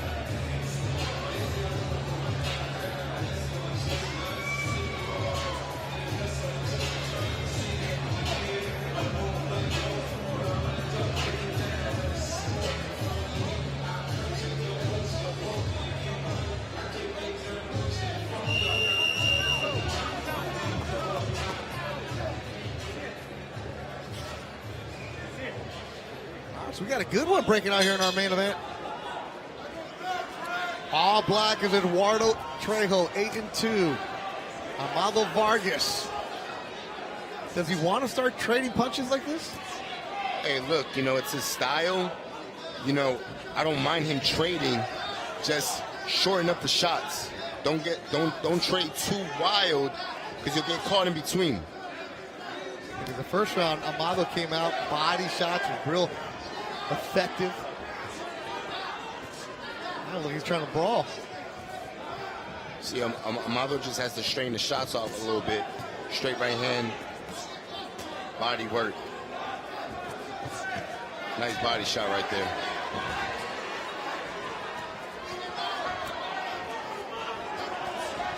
Again, Gabe, my very untrained boxing eye, but does Amado look like he's off balance? Yeah, he is because he's loading up, so he's loading up. And by him loading up, he's falling off balance. And you know, in the Trejo, all Trejo needs to do is take a step back to counter. And it's open for him. Yep. And you know, it's the atmosphere, you know, it's the crowd. You know, Amado wants to, you know, he wants to put on a good performance and get a knockout here, but you can't gun for it. Yeah. You got to set it up. You got to be wise. All that outside stuff, you got to tune it out. No, but Amado's a fighter. Oh, yeah, I like his stuff. He's a fighter. He's going to come and he's going to fight. This is why I like calling his fights. We've been fighting on Marvnation shows because he's always entertaining. You know, Trejo's landing some good shots, and Amado comes forward to get his back.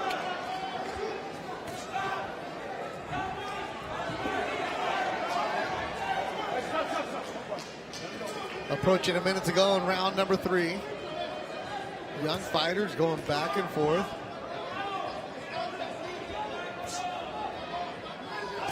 Inside Thunder Studios in Long Beach, a great setup. Standing room only crowd now. Amado Vargas, very popular young fighter.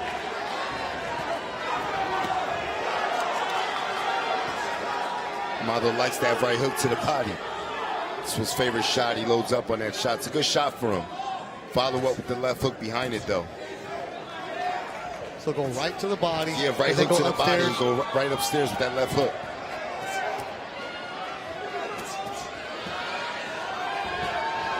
Oh, you gotta be careful. He's right on that belt line. Yeah, but he's landing some good body blows. See, he's getting a little too wild right there in the switch southpaw, but he did land a good body shot. Well, back to what he did in the first round, which was successful for Amado Vargas. Listen to that bell.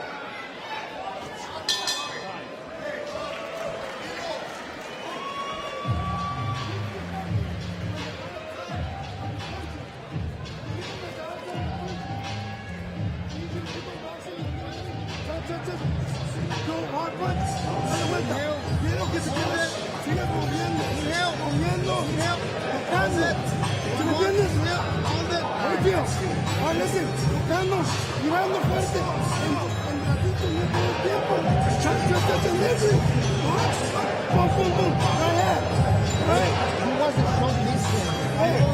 Así como dance, box him in the middle of me, boom, boom, boom. Moviendo la cintura, right?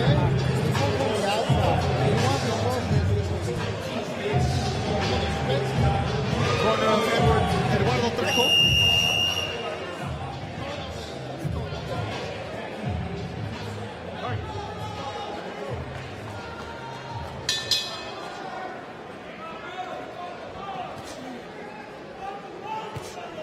All right, fourth round.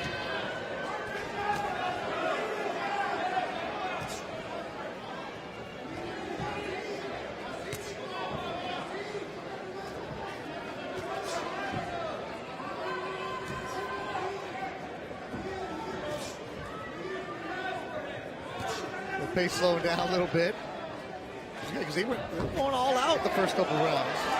But you know, Amado's still charging, coming forward, being aggressive. You know, he like I said, he likes to fight.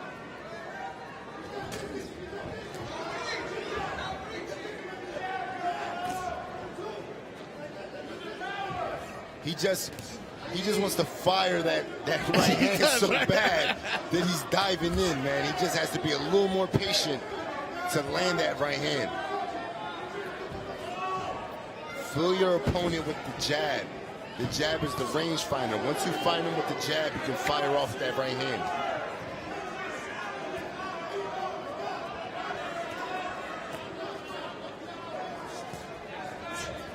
And as you climb up the ranks, those are the wrinkles that need to get fixed. Absolutely. But you know, Trejo's game, man, and he's making Amado work. Which is what a young fighter who only has 11 fights needs to have. They need to get some work.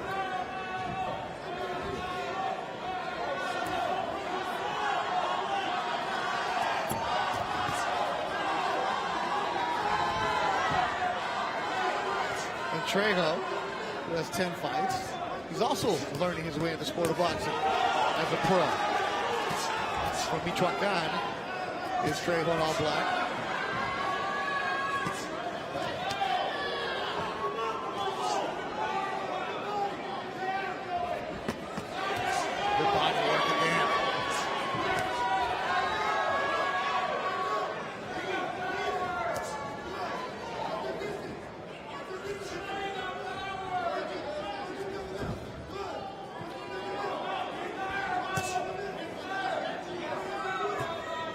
See Trejo take a deep breath. Yeah.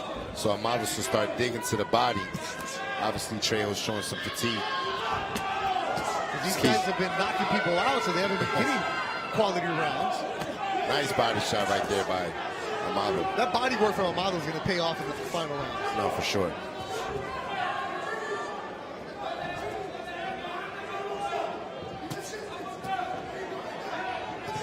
Fernando already has a raspy voice. By the time this fight's done, he's going to be gone. You can hear him in our corner.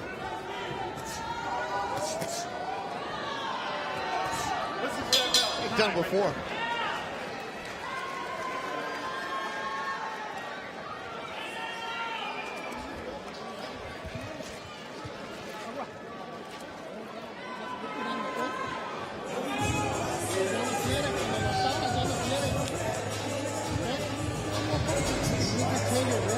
You see Fernando Vargas showing to his son.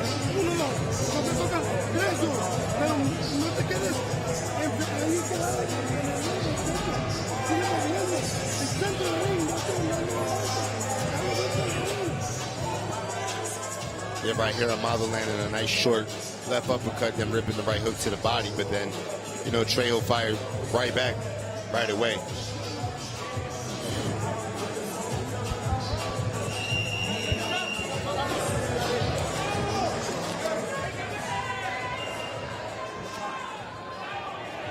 All right, headed to the fifth round.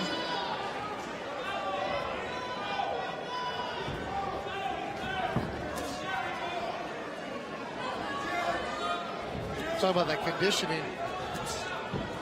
We saw the mouth of Trejo open previous round.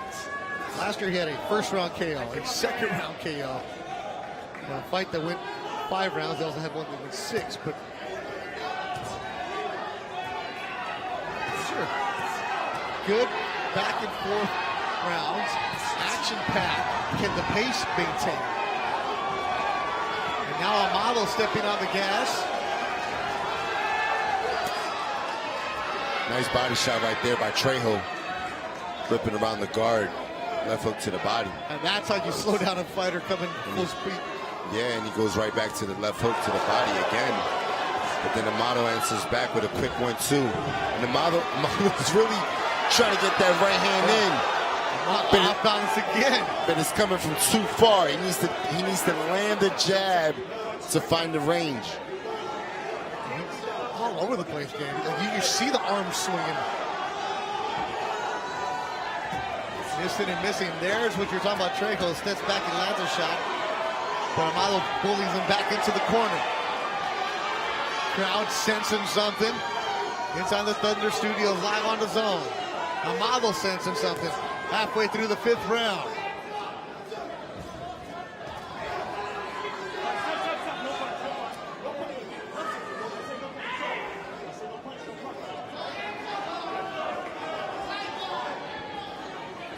Trejo's game. Trejo's right there for you.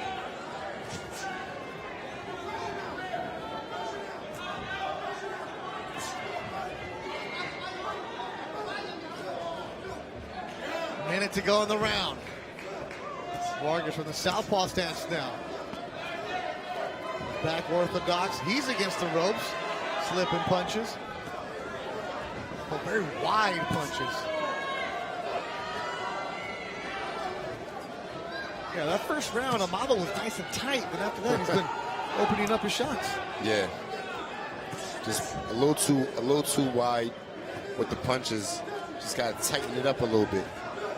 You know, that comes from the feet. That comes from the feet. You know, the feet are a little too wide, so when you're throwing, you're falling off balance. For your setup. Yeah, so you want to bend the knees a little bit and bring the legs a little closer together. And you don't want to be flat-footed on that. Yeah.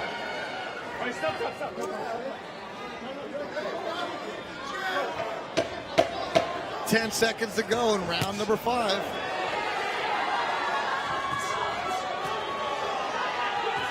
Trejo, couple shots land at the bell.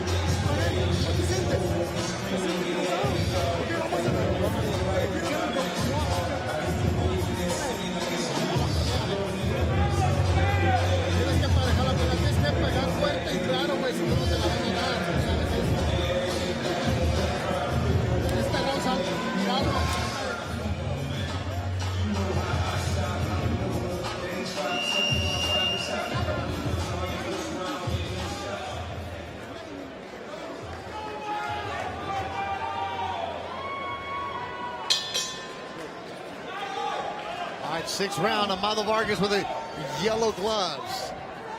Starting to separate himself. Here's the rugged Eduardo Trejo. Upstairs, but then he walks into a shot from Trejo. Trejo's not going anywhere, Gabe. No, he's game, man. You know, and I think the steam from his punches are wearing off. I don't think he has the same impact as he did in the earlier rounds. Yeah. You know, but I was trying that right, but you know, like I said, you got to touch with the jab to get that right hand in. Is Amado making this fight more difficult than it needs to be? Well, you know, it's the beginning stage of his career, man. So there's a lot of learning that he needs to do. Yeah. You know, I think the crowd, the atmosphere, he's, you know, the main event, desperate to put on a performance, and he's probably putting a little too much pressure on himself and not allowing himself to be elusive. But he's right game. He's aggressive. He's applying pressure. Yeah. Again, he's fun to watch. Yeah, for sure, man. He's trying to get the knockout too. Absolutely. And if he does get it, he's going to have to earn it. And Fernando's just yelling he didn't like it about that body shot halfway through the sixth. And he's right. He's right. You know, Trejo fought that body shot. You can see him kind of wearing down a little bit. Yeah. His body language doesn't look the same. The steam on the shots are not the same. I mean, the size of Trejo has been red since the opening round.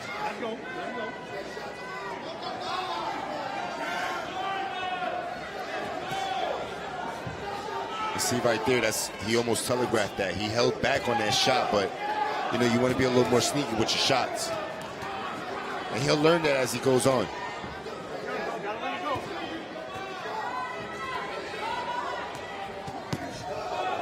We'll switch southpaw for a few seconds and go back to orthodox.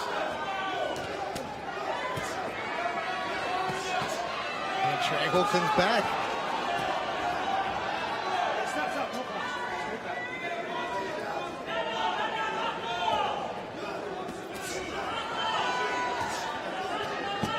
Oh, nice body shot right there. Very nice by Amado. Trejo held on as long as he could. It's funny how he threw that shot. It's like he cocked back on it and then it ripped. It was, and then Trejo goes right back to the body. Yeah, so does Amado. 10 seconds to go in an entertaining round. Marvnation, Abner Mars Promotions bringing you boxing on a Saturday Night Live on the Zone. Trejo snaps back the head of Amado at the bell.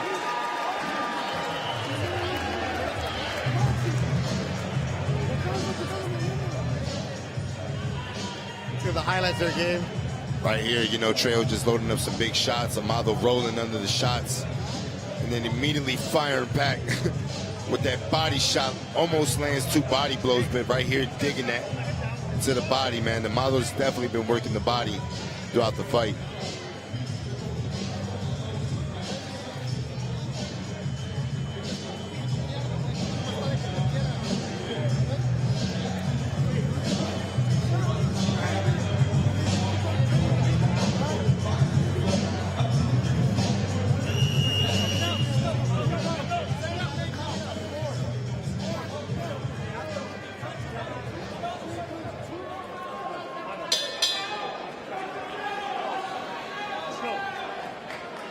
Round number 7.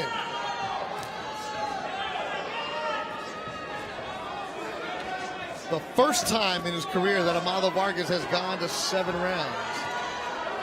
He was scheduled to go 7 with Sean Garcia last July, but he stopped Sean in the 6th. And for Hernandez, the first time he's ever seen the 7th round. So new waters for these fighters. People are like, oh, I bet what's the big deal? 6 rounds, 8 rounds, they can handle that. But the lungs are a little different, Gabe, when you're in fights. No, for sure. But you know, man, he's in a groove now. And, you know, Amado doesn't look tired. No, he's looking good. Trejo's the one that looks tired. Look, those body shots are starting to take a toll now. Yeah. I mean, Trejo's body is all red around the midsection. And props to Trejo because he's game, man. Yeah. He's in the fight. He's throwing back, landing some good shots as well. Trejo's been trying to get that uppercut through and he snaps back the head of Amado again.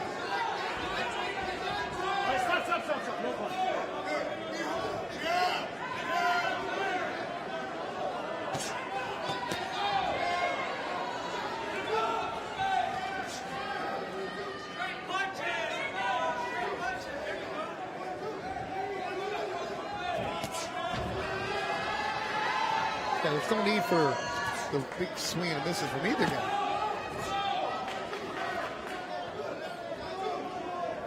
Good matchmaking right here. Real good. 11-0, Amado Vargas, 8-2, Eduardo Trejo. Because you got to get that professional opponent who's going to just make it ugly and difficult for you. And they're both doing that. For sure, man. He's making Amado work. Amado's throwing some good body shots. Just shorting up a little bit with it, but he's throwing some good shots. The experience, the development of a young fighter.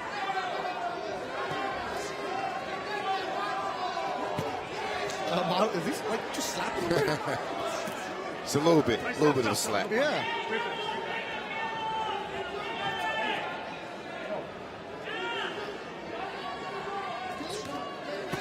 So I love this venue right here. You can hear what everybody's yelling. One of the Tias back there yelling, he's scared, he's tired. Well, which one is it?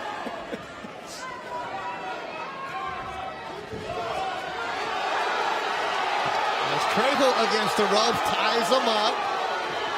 Tom Taylor separates them. Trejo is just running out of gas.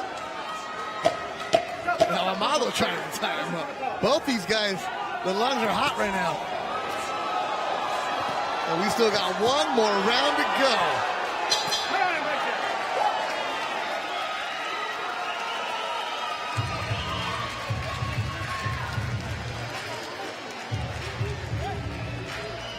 Trejo trying to get his mouthpiece out as fast as possible. And his body, you can see it, his face, trying to deep right. Oh, man. Those body shots have taking a toll.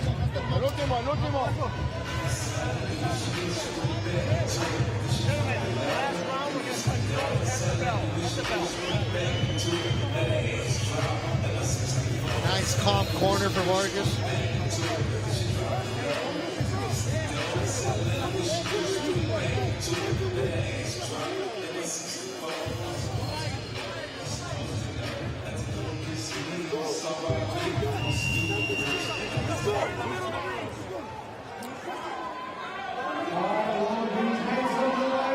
Eighth and final round in our main event.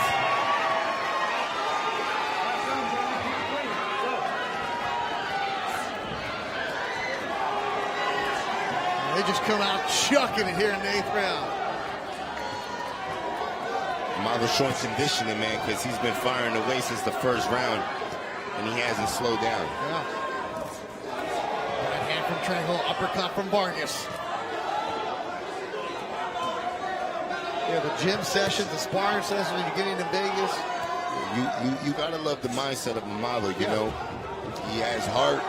He wants to get the knockout. Trejo went down and he was down and he got hit. Referee Tom Taylor.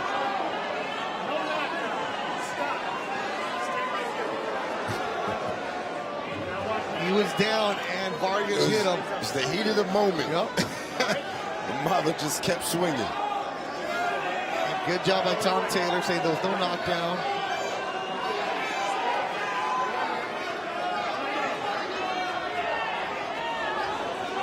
Good job by the referee taking charge. And Amado just, like he got shot out of a cannon here in the round. Body shot again from Amado. And Amado's really trying to get the knockout, man. Yeah. He's sitting on his shots, trying to land something big. Honestly, didn't think we were going to get here, Gabe. The way the pace was going early on. And Trejo breathing heavy. He is gassed.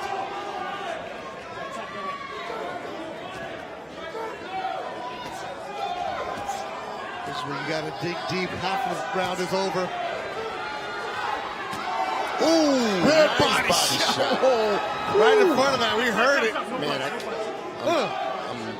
I'm pretty impressed that Trejo was able to take that shot, man. That was flush. Been impressively, Vargas has just been hitting those body shots all night.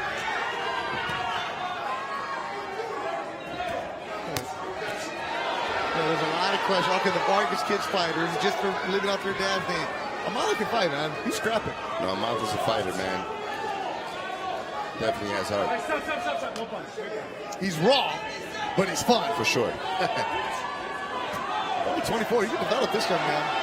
And he's fun. That's another thing. You want to be a fun fighter. Trejo breathing heavy again. But he still keeps coming.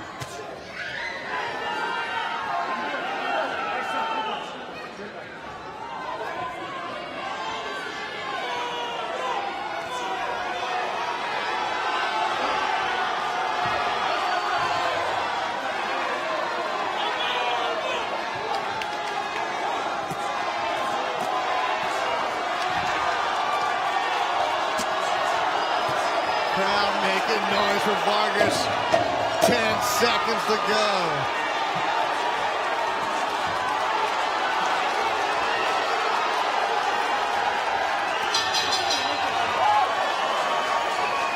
Heck of a main event.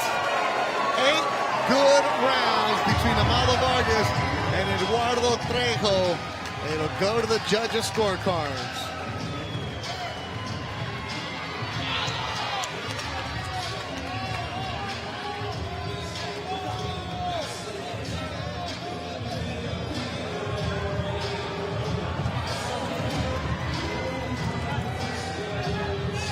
It wasn't easy for Eduardo Trejo.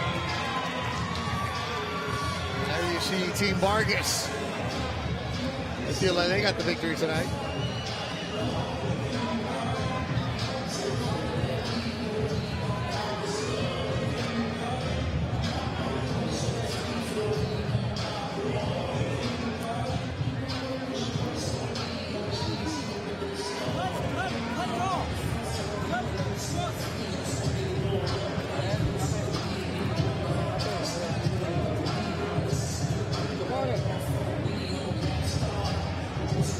So to go to the judges' scorecards, see what they'll have.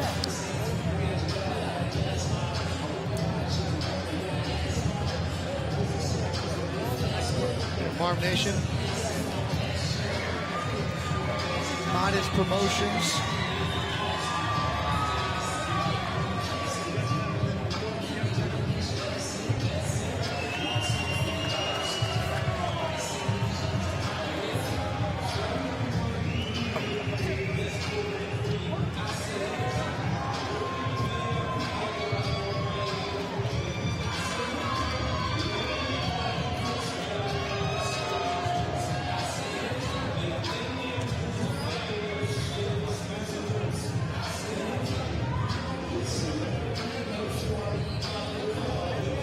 Good fight. Good fight. I respect Eduardo Trejo. That's a tough dude right there.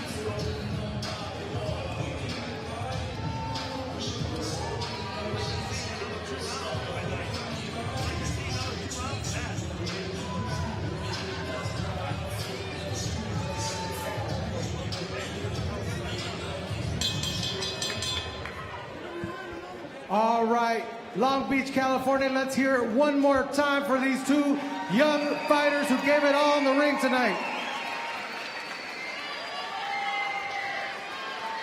After 8 rounds, we go to the judges' scorecards. Judge Damian Walton sees about 76-76. Dr. Lou Moret sees about 77-75, and Ron Scott Stevens sees about 78-74 for your winner by majority decision. And still undefeated from Las Vegas, Nevada, AFV, Amado Vargas.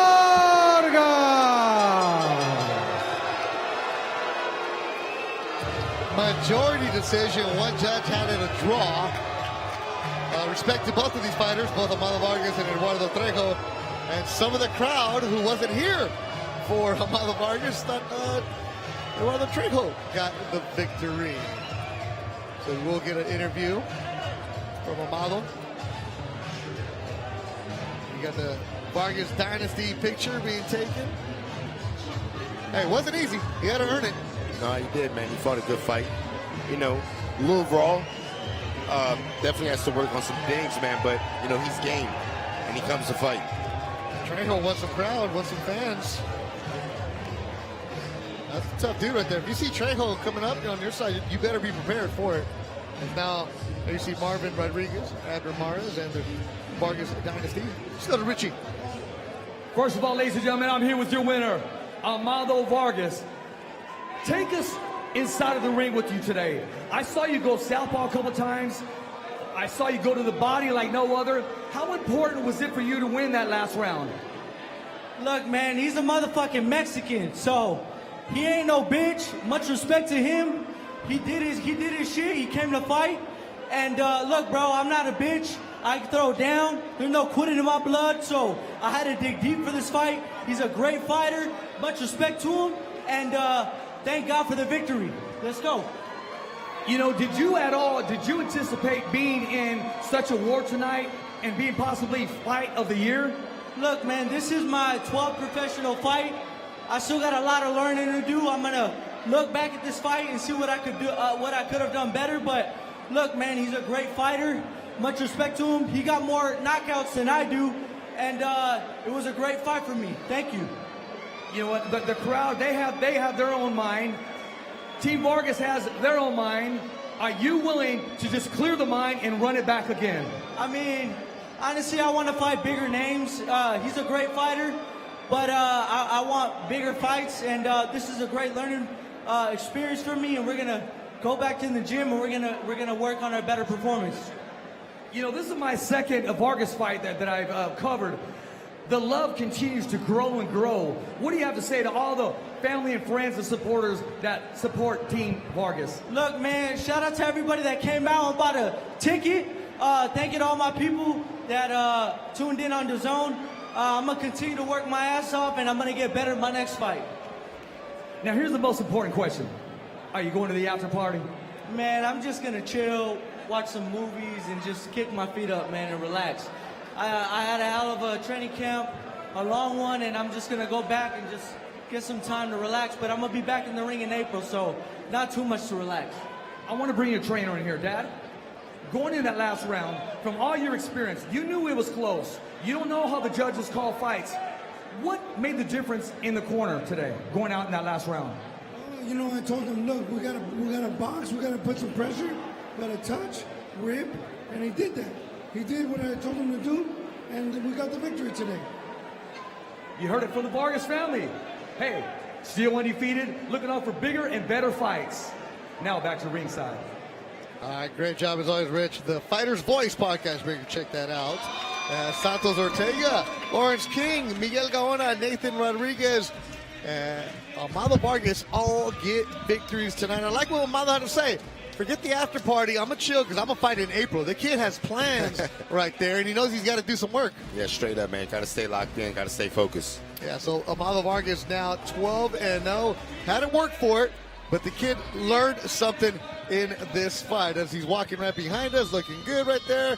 Crowd walking him. Congratulations, father. There you see the highlights of this fight. Gabe, did you see the highlights? They came out right away from the opening bell. It was going to be Amado Vargas. He was locked in. He has the ring walk coming in there, had the family around him. But in the opening round game, he came out and started going to the body, and he knew what the mission was tonight. Get after it. Absolutely. You know, right from the rip, you know, going to the body, digging. You know, he was a little bit wild, you know what I mean? But, you know, he meant business and was trying to get Trejo out of there.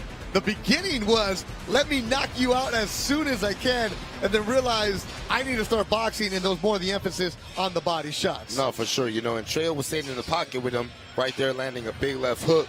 You know, but what I like is that when Amado got hit, he reacted like a fighter and fired right back. And he even said it, like, I only had 11 pro fights, learning experience, quality work, learning how to dig deep and make it happen, and this is what the development of a young fighter is all about, getting better. And I saw him get better every single round, too. For sure. Definitely. You know, it's just going back to the drawing board, working a little bit on the basics and the fundamentals and sharpening up. Yeah, the basics and the fundamentals is what you're talking about. That's one thing that he's going to have to do. But then again, not the biggest amateur background, and also a fighter who only has 11 pro fights. This is the first time that he went 8 rounds. So you're having to dig into that, figuring out what you're going to do, getting after that, and keep on going and going and going. Yeah, and I was wondering if he would fade as the rounds go on, but he didn't fade. He stood sharp, and he was on point. Yeah, he actually got, you said it in the 7th round, like the conditioning that he had was really evident for him as Amado Vargas. I like his attitude. I like his approach of like, okay, cool. I'm tough. He's tough. Let's fight. And, you know, his heart is a big factor because a lot of times when the sons of legends like Fernando Vargas and things like that, right, they never live up to the heart that the father had. It's hard. So Amado definitely has the heart of Fernando. Yeah, so Amado, look at it. They all say it. He, his 2 brothers, yeah, we have the father's name, but we have to make our own way. And he gets his hand raised for the 12th time as a professional, Amado Vargas. So there's something to work with him. And let's look at that fight card. So Amado Vargas gets the majority decision. We had a couple of stoppages in Nathan Rodriguez and Miguel Gaona. Lawrence King had to work for it. He got the unanimous decision. And then young Santos Ortega I also got a decision to open up our broadcast tonight. Marvnation and Abner Mars Promotions bringing you the card here from the Thunder Studios in Long Beach. Gabe, what I really like working with you is because these kids want to get to the big spot. They want to get to the Saturday night main events, all that good stuff. But you have to go through these developments. It was a fun show tonight. No, absolutely, man. It was great matchmaking, competitive fights, very good fights, man. So it was a great night of boxing. Yeah, real good night. For my partner, Gabe Rosado, and everybody behind the scenes, producers, directors extraordinaire here at Thunder Studios. Great job tonight. For Marvin Rodriguez with Marvnation and Abner Mars, Abner Mars Promotions, I'm Bethel Duran. Thanks for watching. Good night, everybody.